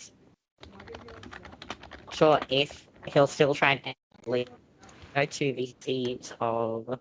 Sorry to interrupt, just while you're moving seats, I'll let you move seats, Maggie, but just as some breaking news, we've been told that WA Premier Roger Cook is speaking in 10 minutes. We'll bring that to you live when it happens. Okay. Maggie, I'll let you continue. Yeah, Warren Blackwood, 11% counted here. Nationals on 29, Jane Calsby for Labor, she's on 25%, and Wade DeCampo for the Liberals on 23. Greens 11, One Nation 4. Forgot to put in the other section. But right now, those once again, one of those concerning results where the Nationals should be getting a much bigger swing than this. Labor's holding on way too well in these areas. I would be very worried if I was a National, especially in upcoming elections, if there was ever a swing towards Labor. Clearly, these areas that are barely swinging in an election where it's a double-digit change in vote would be swinging towards Labor and any sort of swing towards Labor statewide. So I wouldn't be worried right now if I was a national candidate. But three-cornered contest, if the Liberals manage to overtake the Nationals and the Nationals fall into third, I think the Liberals could win here, and Labor could still obviously come out on top. Right now, they're around 50% in the two-party preferred. Greens also down 4%. This is an electorate they're very good in. But sorry if I went on a bit of a rant. That's all for election graphics right now. It's all good. Warren Blackwood, you can take that off screen, but we'll just hold it on air for a moment. Is others a glitch? No. It's really interesting seeing that other should be 4.3%. Sorry. All good. I was just going to say, really interesting seeing that three-cornered contest, and again, you know, there's always bound to be those Nationals to Labor or Liberals to Labor voters, which exist, and it might seem weird to some, but I mean, might make perfect sense to them.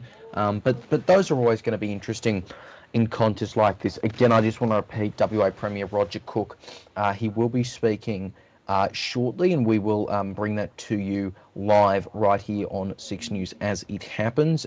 You say it's rare, but One Nation exists, so... Well, yeah, but you can find One Nation to Greens voters, you know, it just happens, right? But again, WA Premier Roger Cook speaking shortly. We'll bring that to you live, courtesy of our partners at WAMN News over in Perth there.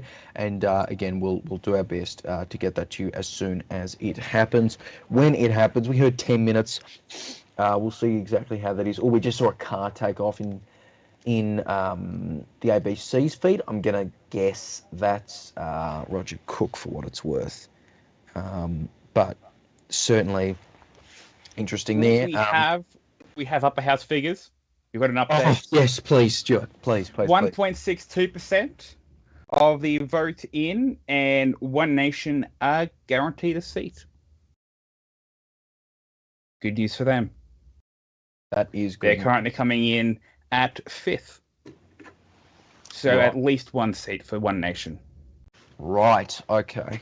Next up behind them is Australian Christians, who I didn't have pegged for any seats. So that's, you know. But yeah, Australian Christians coming in at 6th, probably going to get at least one seat as well. No, hang on, they're coming in 7th because legalised cannabis is going in 6th. So legalised cannabis, Australian Christians, One Nation are in the running. I'd say One Nation is guaranteed at least one seat. All right, she's on the phone, so I actually won't ask her to back up the call. Is she? No. No. You're just holding the phone here for some reason. Maggie, would you agree One Nation's going to win at least one upper house seat? They've got 5% at the moment. I probably would have called it before we even, had any figures. One Nation will win an upper house seat. I think that's very likely. Christians, Australian Christian Party, they actually have quite a presence in WA. They almost came second last election in Walvis, which the Liberals polled a grand total of 7%. So just upper house, I think it's quite likely the Christians. Cannabis, One Nation, these sorts of parties will win a seat. Good question. How do you abbreviate Australian Christians Party? Because the ACP already exists. Let me just say AC or... AC. Yeah. Like Vic Sock is Or CHR. there. I want to know the difference between Australian Christians and Family First. It's going to be interesting to see if they go neck and neck. Well, the Christians Party stemmed from the Christian Democratic Party, which was Fred Niles' electoral vehicle to win upper house seats in New South Wales. And since then, the Christians in WA broke off. Christian Democratic Party completely dissolved altogether. And the Australian Christians still done pretty well in WA, where they even came 4th in the Senate in some seats like Burt and Brand, which are in areas around Rockingham and Armidale. Sorry, you say Christian Democrats, and I immediately think Angela Merkel, because that's also Christian Democrats, but that's in Germany, not France. Oh, don't get Maggie started on European elections. Oh. No, it's good. We'll do a European election coverage one day live. We did the UK, but I think that is very far away. True, but I mean, are they really European? Let's not discuss who's European. No. We'll end that there. I shouldn't have brought it up. That's on me. Libby Madam just made some comments, I think, walking out of her house. I can't hear them at the moment. I just, it's interesting. Can we get Churchland's results back up? I don't think they've updated. No, I'm just interested because I just had someone speaking who says they're more confident in Labor. They have updated. They have updated the Labor MP Christine Tompkins ahead further. Hold on. I'll just update the graphics for Churchland's and we can pull it up in about a minute. Just for the visual. But right now, I've pulled out more than 40 seats for Labor. The Liberals are still only on about 2 or 3. Same for the Nationals, but there's also the seat of Gerald. Yeah, I just saw an ABC call for they're calling it as retain in Churchland's for Labor, with the preface from Anthony Green, guys, with the preface, pre-polls have to be waited on, but 75% roughly of the preferences from Independent and Greens are going to Labor. It's 52-48. No way. How did they lose? How did they not win Churchland's? Wasn't it like less than a % margin? It was 1.6. around 2% the margin was, but right now we're actually sort of seeing a swing against the Liberals, Basil Zemplis, which is.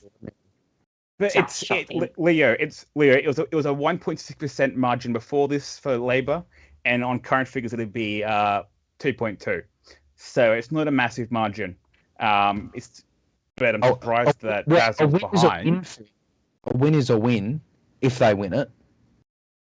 I'll bring that up on screen, by the way, guys. You can see those Churchland's results, courtesy of the super PowerPoint presentation.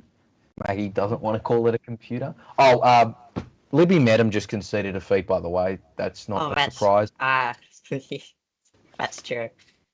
QC, we haven't updated the primary votes, but we have got a new preferences. And as I was saying earlier, I did think the preference estimate was a bit conservative, a bit favouring the Liberals, and clearly it's been updated to reflect the primary votes. Now that 75% preference for Labor makes sense, since around 85 to 90% of voters from the Greens preference Labor, that would probably mean about 65% of Lisa Thornton's voters preference Labor ahead of Basil Zemplis. I don't think that was a organised campaign from the smaller parties to try and oust Basil, but not oust him. He's not actually being become an MP, but he ran for the seat in the like expecting he would win it, like Campbell Newman did entering the legislature, and clearly that just hasn't eventuated. Not that it's impossible that he wins, but it's just looking quite good for Labor. I think this is going to be one of those ones that it's going to be one of those ones where we'll have to wait a few weeks to find out the results. Again, though, Libby Madam has conceded, not that we should be surprised at that. I would guess if people in the media care, and I mean that with respect because a lot of the media has not focused on the actual opposition leader, but I would suspect Shane Love has conceded. I think he would have conceded privately, but I would suspect he has conceded as well. If not, I would expect that soon. I expect a lot of things, don't I?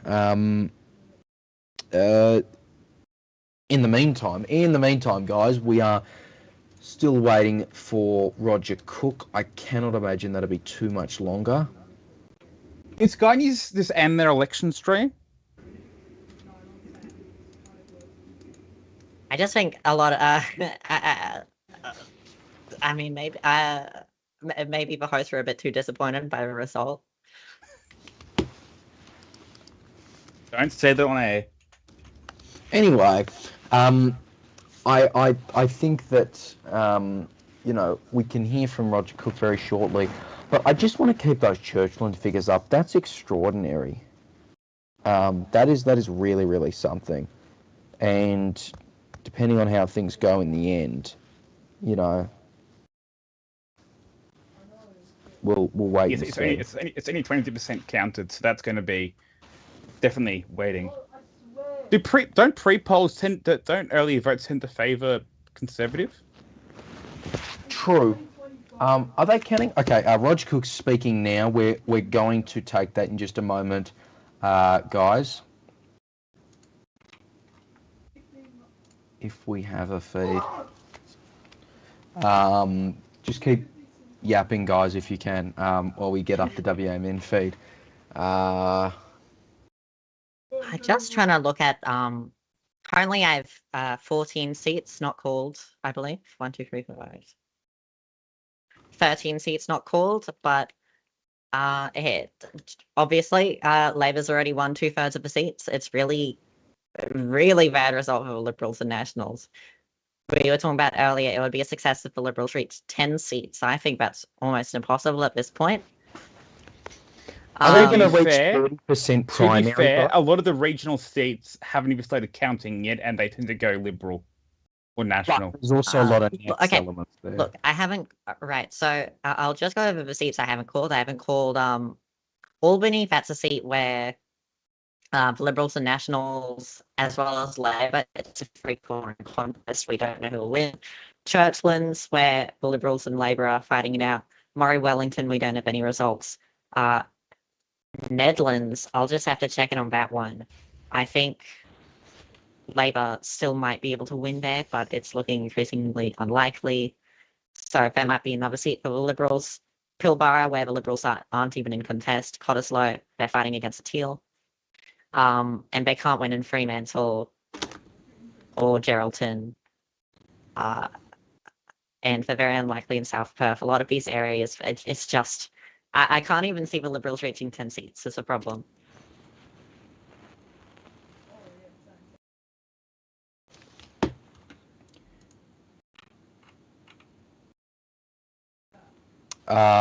Yeah. Just We're waiting. still trying to pull up this audio feed, it looks like. Yeah. Yeah, well, I'm dependent on our good friends at WAMN. Alas, we're just kind of waiting and seeing. But look, Libby Meston has apparently extended her her margin in her seat, 5% swing in her favour. That is true. She had the safest Liberal seat, which wasn't really a contest because there was only 2 Liberal seats last election. 19.4% if the figures stay as they are. A margin of really 20% if the figures stay as they are. The seat of Vass, honestly, the Greens might come second on these current figures, which is interesting. But it's that seat. It's above Margaret River. It covers Busselton and the southern areas of Bunbury. It's common to see the opposition leader, or in this case the leader of the major defeated party, resign after losing an election. Who resigns in the Liberal Party and the Nationals? I mean, the Nationals did okay. They might extend theirs by one. I'm not sure. Here's my thing. I think Shane Love can, if he wants to, stay as Nationals leader. Forget the opposition leader part. I reckon he can stay as opposition leader. I don't know what's going to happen with the Liberals. I especially don't know what's going to happen if Basil Zemplis doesn't win his seat. That is a game changer if he doesn't actually win his seat. So, you know, whoops if that doesn't happen. Who else? I mean, realistically, would they just have to stay with Libby Medham? Is Sandra Brewer an option? I don't know many WA lower house Liberals because there aren't any, right? To be blunt. I don't know what they're going to do if they don't win here. Maggie, what seats have they gained so far? Have they gained any? Sorry, the Liberals? Yes. The Liberals, currently they've gained, not sure how you say Karen, I think, which is on the northern side of Perth. What seat is it? From my understanding, but I don't have them getting other CARINE Karen. Other than that, I don't have them gaining any seats. However, they are Corrine. in with a chance in Albany, in Churchlands, in Nedlands, in Cottesloe, in Forestfield, in Geraldton, maybe in Kalamunda, where they're actually leading right now. And they're looking behind in South Perth, and we don't have many figures in Kimberley. So there are a lot of seats the Liberals could win. Just that a lot of them Labor's currently leading, and a lot of them are Nationals are also in competition. So it is really a problem for them. But it's not as bad as 2021, at least. They have gained a couple. They've gained one so far, and the other seat they have is in doubt. Cottesloe.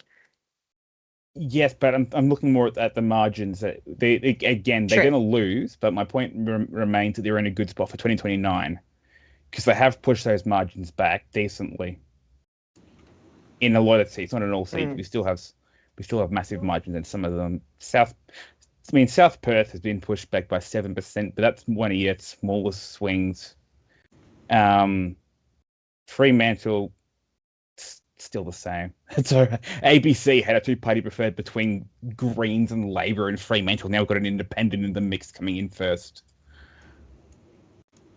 It is. I think we're still waiting for the count to develop, but the concern for Kate Hewlett in Fremantle is pre-polls and postals and absentee votes. All of these types of voting that we haven't received yet, they're still coming in. And no preference. Looks like we can listen in to Roger Cook now, guys. We're going to have to listen in. Labor has won the state election. The WA Premier Roger Cook is giving his victory speech. But WA's Labor's vision for Western Australia goes beyond this. We will work every day to ensure WA's economy remains the strongest in the nation, and that there is no better place in the world to get a quality job. By backing our resources industry, diversifying our economy for the future, and making more things here.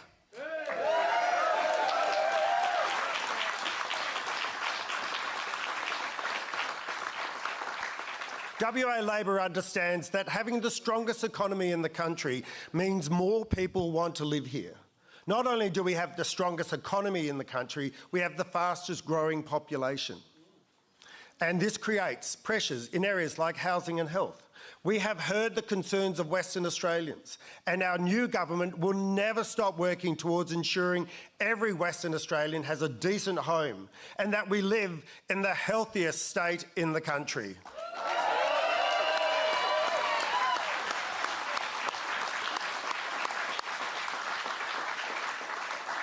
And that no matter where you live, in our suburbs, in our towns, in our remote communities, all Western Australians will have access to the services they need.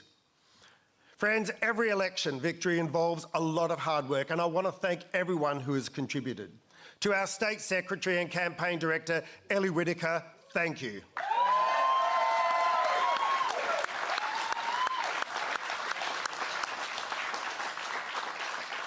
To my staff, thank you. To my outgoing Chief of Staff and incoming parliamentary colleague, Daniel Pastorelli, thank you.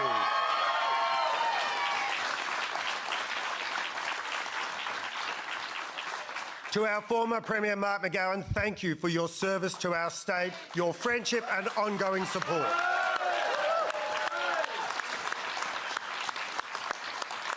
And to our Deputy Premier Rita Saffioti, thank you for your tireless work for our state and our movement.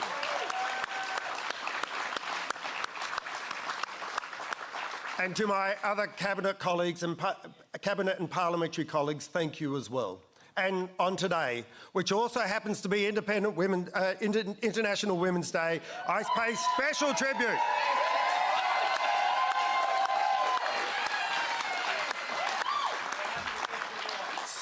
tribute to all our amazing female candidates who have campaigned across this great state.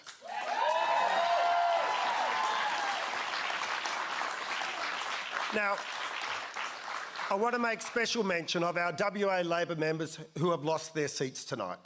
Look, politics is a tough business. You have to reapply for your jobs every 4 years, and sometimes you're not successful. Each and every outgoing member of our WA Labor team has made an outstanding contribution to both their electorate and our state. Thank you for your service, and all the best for the future to you and your families.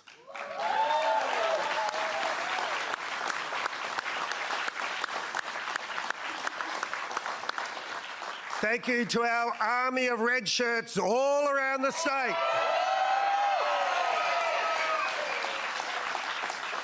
From our branches and our unions. You are the most incredible movement of volunteers a political party has ever seen.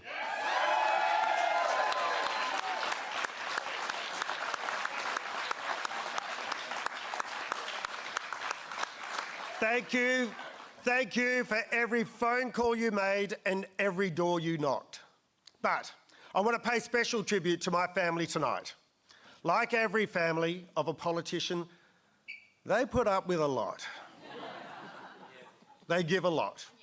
So, Carly, Toby and Isabel, thank you for everything.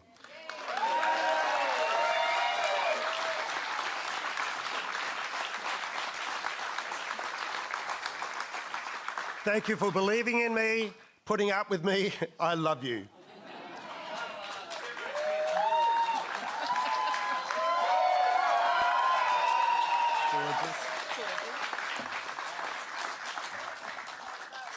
Friends, enjoy tonight because we get back to work tomorrow, putting together a new government that builds upon everything that we've achieved together to date, that tackles our challenges with determination, that pursues every opportunity with excitement and enthusiasm. We are fortunate to live in the greatest place on earth.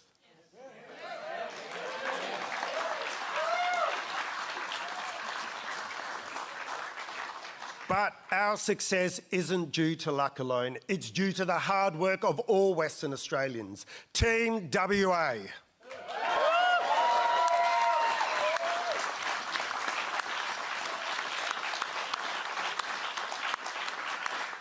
And as a team, we achieve so much more together than we do alone. And each member of our WA Labor team looks forward to rolling up our sleeves and getting back to work for each and every Western Australian. To create jobs, to deliver the infrastructure and services we need, to make WA a renewable energy powerhouse and restore pride in the words, made in WA. Thank you.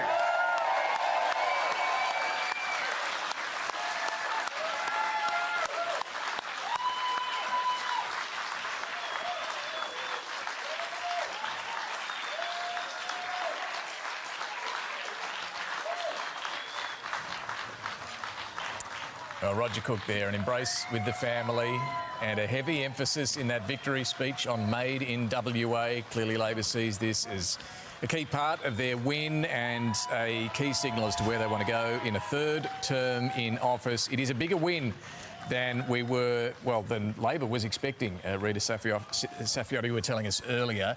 That speech, though, did not wait to hear the concession speech from Libby Medham. We'll play that to you, though, in just a moment after a call from the Liberal leader. In fact, are we going to hear a little more here from the Premier? See, we're delighted with the result tonight, but it's off the back of hard work.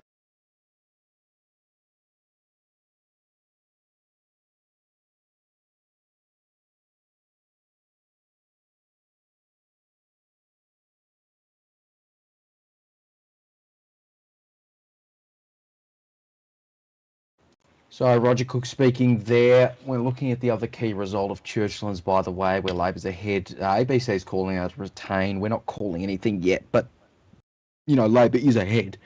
That's the result. Maggie Perry and Stuart Jeffrey with us. Maggie, I mean, just all in all, it's a good night for Labor. There's no other way you can put it. I mean, it's even by the fact that they were going to win this election, they seem to have done it very, very, very, very, very easily. Yeah, Labor, great night for Labor.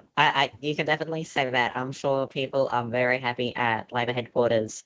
Very happy in the Greens probably too. And not a horrible night for Nationals, but Liberals, yeah, they're definitely suffering I think still definitely a few seats like Churchlands, as we mentioned, that haven't been called, but so far we've called 45 of the seats out of 59. I currently have Labor on 39, the Liberals on 3, and the Nationals on 3, which pretty bad result for the Liberals and the Nationals, but the Nationals are still in competition in Kimberley, Kalgoorlie, Warren, Blackwood, Geraldton, Pilbara, Murray, Wellington, Albany, and the Liberals are in competition in almost all of the seats that haven't been called. So both parties could definitely still pick up a lot more seats. We just have to wait for pre-polls, postals, and a lot of polling booths that haven't come in. Currently, we also have in Fremantle, Kate Hewlett might become first independent to be elected to the WA lower house in, I want to say, a few elections. There was no independence in 2021. I don't think there was any in 2017 either.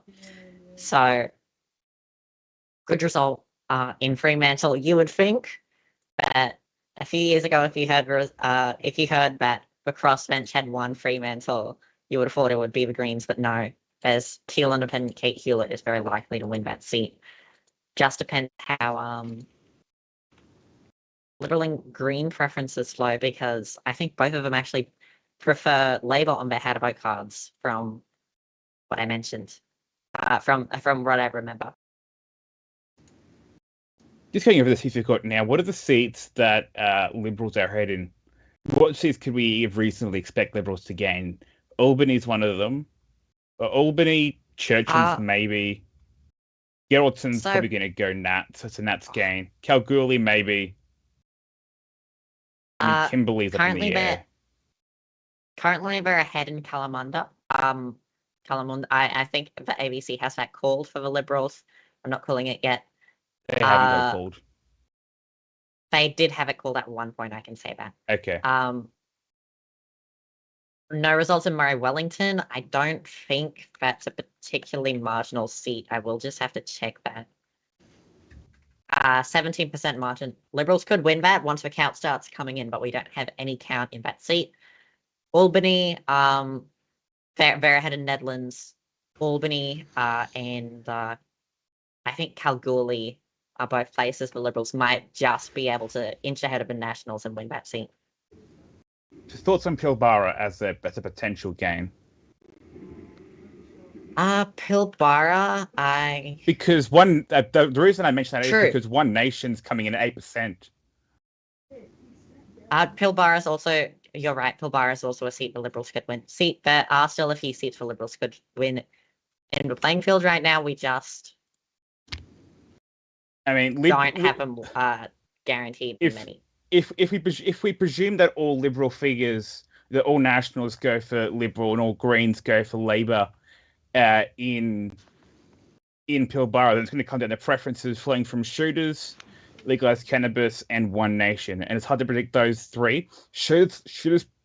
My money is that shooters go for Nationals, then Liberals, but legalised cannabis might go Greens, and One Nation might go Labor or Liberal. Whereas, so it's up in the air for that. Well, basically, we're relying on the preferences from One Nation, legalised cannabis, and shooters, and so that's going to take a while to work out. I can easily see Liberals winning that, but they have achieved an impressive swing of 16%. Labor swing against Labor on primaries is 23%. So that's one they could win. And again, looking at the margin of 17.6%, so they could win Pilbara. I'm confident there. It depends on how preferences flow, because we don't have any preference counts. So we're waiting to see preferences flowing there. That's potentially an interesting seat that the Liberals could get. And it was Canada's very safe beforehand, so there's that for you. I noticed that that Cook mentioned forming a new cabinet, but I don't think many ministers were affected by this. I think most of the ministers were in safe seats. Are there any ministers that we could see that are going out here, Maggie, that you're aware of? I'm personally not aware of. I'm not really familiar with ministers in WA politics. I was going to say vote in Pilbara. I think I would have Labor ahead on the primary vote we have right now, but the Nationals, I think we have to wait for the count to progress. Maybe the Nationals might be able to overtake the Liberals, especially in seats like Pilbara or Kalgoorlie or Kimberley. These are places where there's a big rural vote, and a lot of those people vote through remote polling booths or vote through postal, and none of that type of voting type has come in yet. So we'll have to wait for a lot of those in rural areas, especially Kalgoorlie, Kimberley, Pilbara.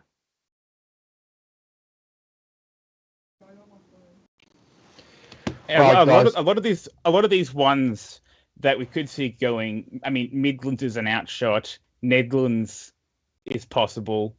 A lot of this that we're seeing here, this because you've got Labor MPs who have retired. So you do have a lot of these seats that are being lost don't have ministers in them because there's no incumbent bonus for the Labor MPs because they've resigned. So it's brand new faces on both sides. So you don't have the incumbent bonuses, which is why we're not seeing many ministers losing seats. We could see new ministers appointed depending on how those seats swing. And I know there are several ministers who have retired because I know Roger Cook said putting together a new cabinet, and we can certainly see that with some of the new fresh blood, I guess, coming through. But there aren't any major ministers who will lose their seats. All right, guys. I just a lot of reaction coming in. The Premier of Victoria, Jacinta Allan, just said, "Congratulations, Roger Cook and WA Labor. It's a win for Labor values and for working people across WA." So, obviously, I think Labor's very happy with this result. Many Labor supporters are. Again, not that it's a surprise, but certainly they will be, very, very, very happy with it. As you'd imagine, they should be. I mean, you can't really be negative at a result like this. Look, it's 12:40 a.m. Australian Standard Time. We've heard from both the major leaders. Sorry to Shane Love, but we've heard from both Shane Love and we've heard from both Libby Medham and Roger Cook. We're going to wrap it up now, but I want to get final thoughts from everyone. Stuart, I'll start with you first on just what you make of this result, and especially the current situation in Churchlands where Basil Zempilas winning is far from a guarantee. Again, I went into this thinking that he would only win by what did I say my margin was before? 3% ish, 2.5. Something like that, yeah. 2.5%. I think is what I said. My margin was earlier. And yeah, I'm not surprised that this is going this way. As I said, I didn't have him winning by much, and him losing here. I'm not going to go celebrating if he wins or if he loses. It was always going to be a close race, and that's why I didn't really consider him for any leadership issues, because it was, again, you got the problem of being, okay, sure, you could challenge for leadership, but you've got a very narrow margin, so you're at risk, and leaders tend to be picked in pretty safe seats. I mean, the current Liberal leader is the best example of that, who's going to get extending her margin 20%-ish. So you do get these leaders tending to be from safer seats. Basil Zempilas will be a marginal seat even if he wins. So I think Liberal leadership won't change much. The question is going to be what happens in the upper house. But of course, opposition leaders tend to be in the lower house, just as the Premier is in the lower house, and the Prime Minister, with one exception, after Holt died. But yeah. I'm not surprised by the lower house figures. I know a lot of us put them up higher, but I wasn't going to be surprised if it stayed like this. It's definitely an increase, and as I said, I didn't expect them to do super well, but it's a matter of getting in a good position for next time round, and that's what they are. They're in a better position for 2029. Unfortunately, that doesn't help them in their current position. I'll just ask that quickly, Stuart. Is 2029, I know we're that early out, but mathematically, I mean, is 2029 really winnable for the Liberals? If you had to pick right now, if someone had a gun to your head and they said, who would win in 2029? You had to answer right now, who Liberals. would you say? Liberals. Really? This is Labor's third term, which is unprecedented. Labor will be going into an election seeking their fourth term, and with these swings, I would, going to my head right now, I'd say Liberals win next election. That's going to change probably depending on, what happens in the next 4 years. But looking purely at the figures here now and knowing that this is going to be the third term, I am not very confident for Labor's chances come the next election, although that is 4 years away, and we don't know what's going to happen between now and then. But I would say Liberals. By the way, for what it's worth, Nedlands, which was called by the ABC as a Liberal gain, is now ALP ahead again, very marginal, like less than 0.5%. Stuart, just sorry, I know I've said final thoughts like 3 times, but just some final thoughts on what should Anthony Albanese take away from this, because WA seats federally could be really, really crucial in the next election, which will come up in a few months. I mean, the big things are, for both major parties, don't underestimate TLs in Perth, and also that Anthony Albanese should be very careful because these swings indicate dissatisfaction with Labor government at state level. In Western Australia, I think it tends to go federal level as well. Queensland's usually the inverse of whatever federal is. Western Australia tends to be more aligned, exception of 2017 and then 2021. So putting that aside, I am inclined to think that Anthony Albanese really needs to think about what his policies are going to be for Western Australia. Probably, having this dissatisfaction, even though Labor keeps their government with a pretty good majority.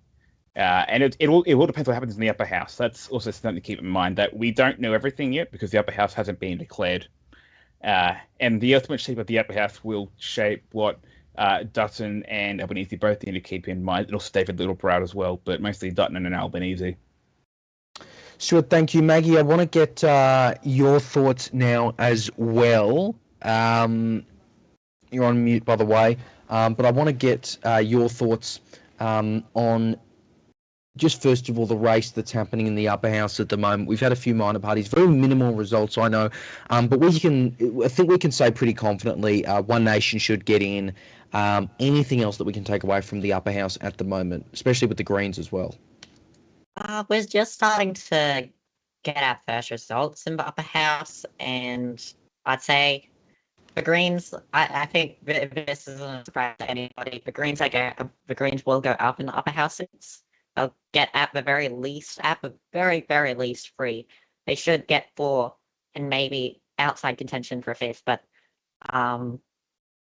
other than that, One Nation's the biggest of the small parties right now, but none of these small parties are actually faring very well.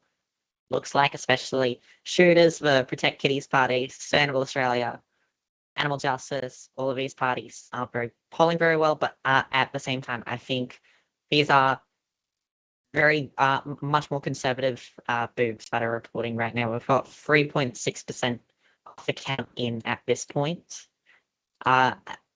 Right now, my count for seat count, Labor at 40 seats right now. The Nationals on 3, the Liberals on 3.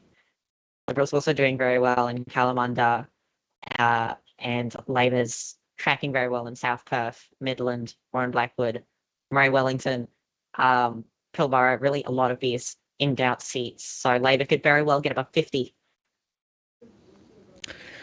And then just quickly finishing off with the lower house there, looking really, really strong for Labor for very obvious reasons, for the Liberal Party and obviously the Nationals as well, given they're still currently the official opposition.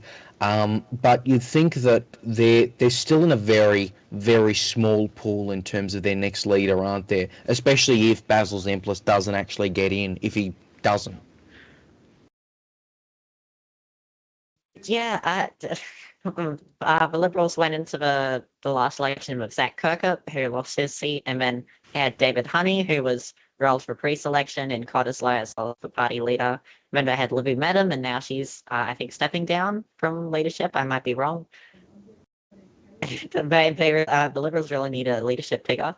I think I was wrong about that, but the Liberals really need a leadership figure, and I don't think they really have any recognisable people. Libby Medham and Basil Zemplis, but Libby Madam, she might decide later to step down, and Basil Zempilis might not even win his seat.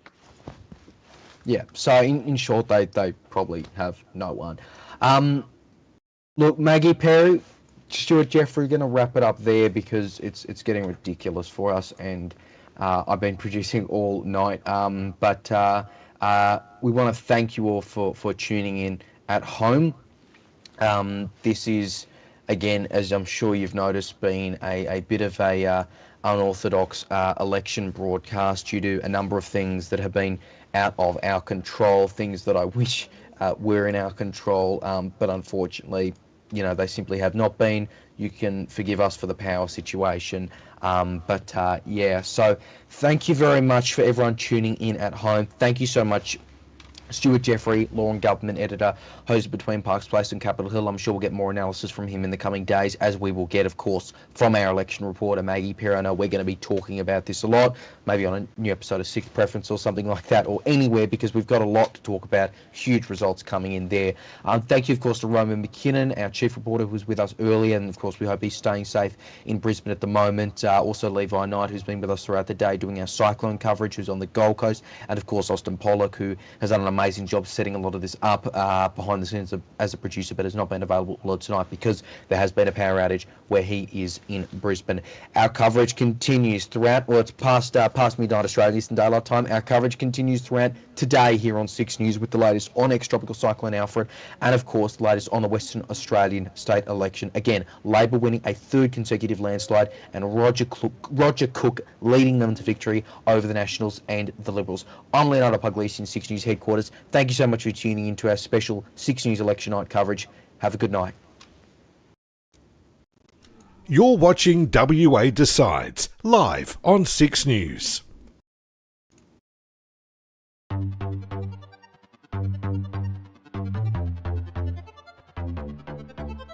Top of the hour, every hour. These are the stories we're following. We're a genuine alternative to mainstream, a source that people can actually rely on. The news you need, the way you want it. The Premier and her new look cabinet.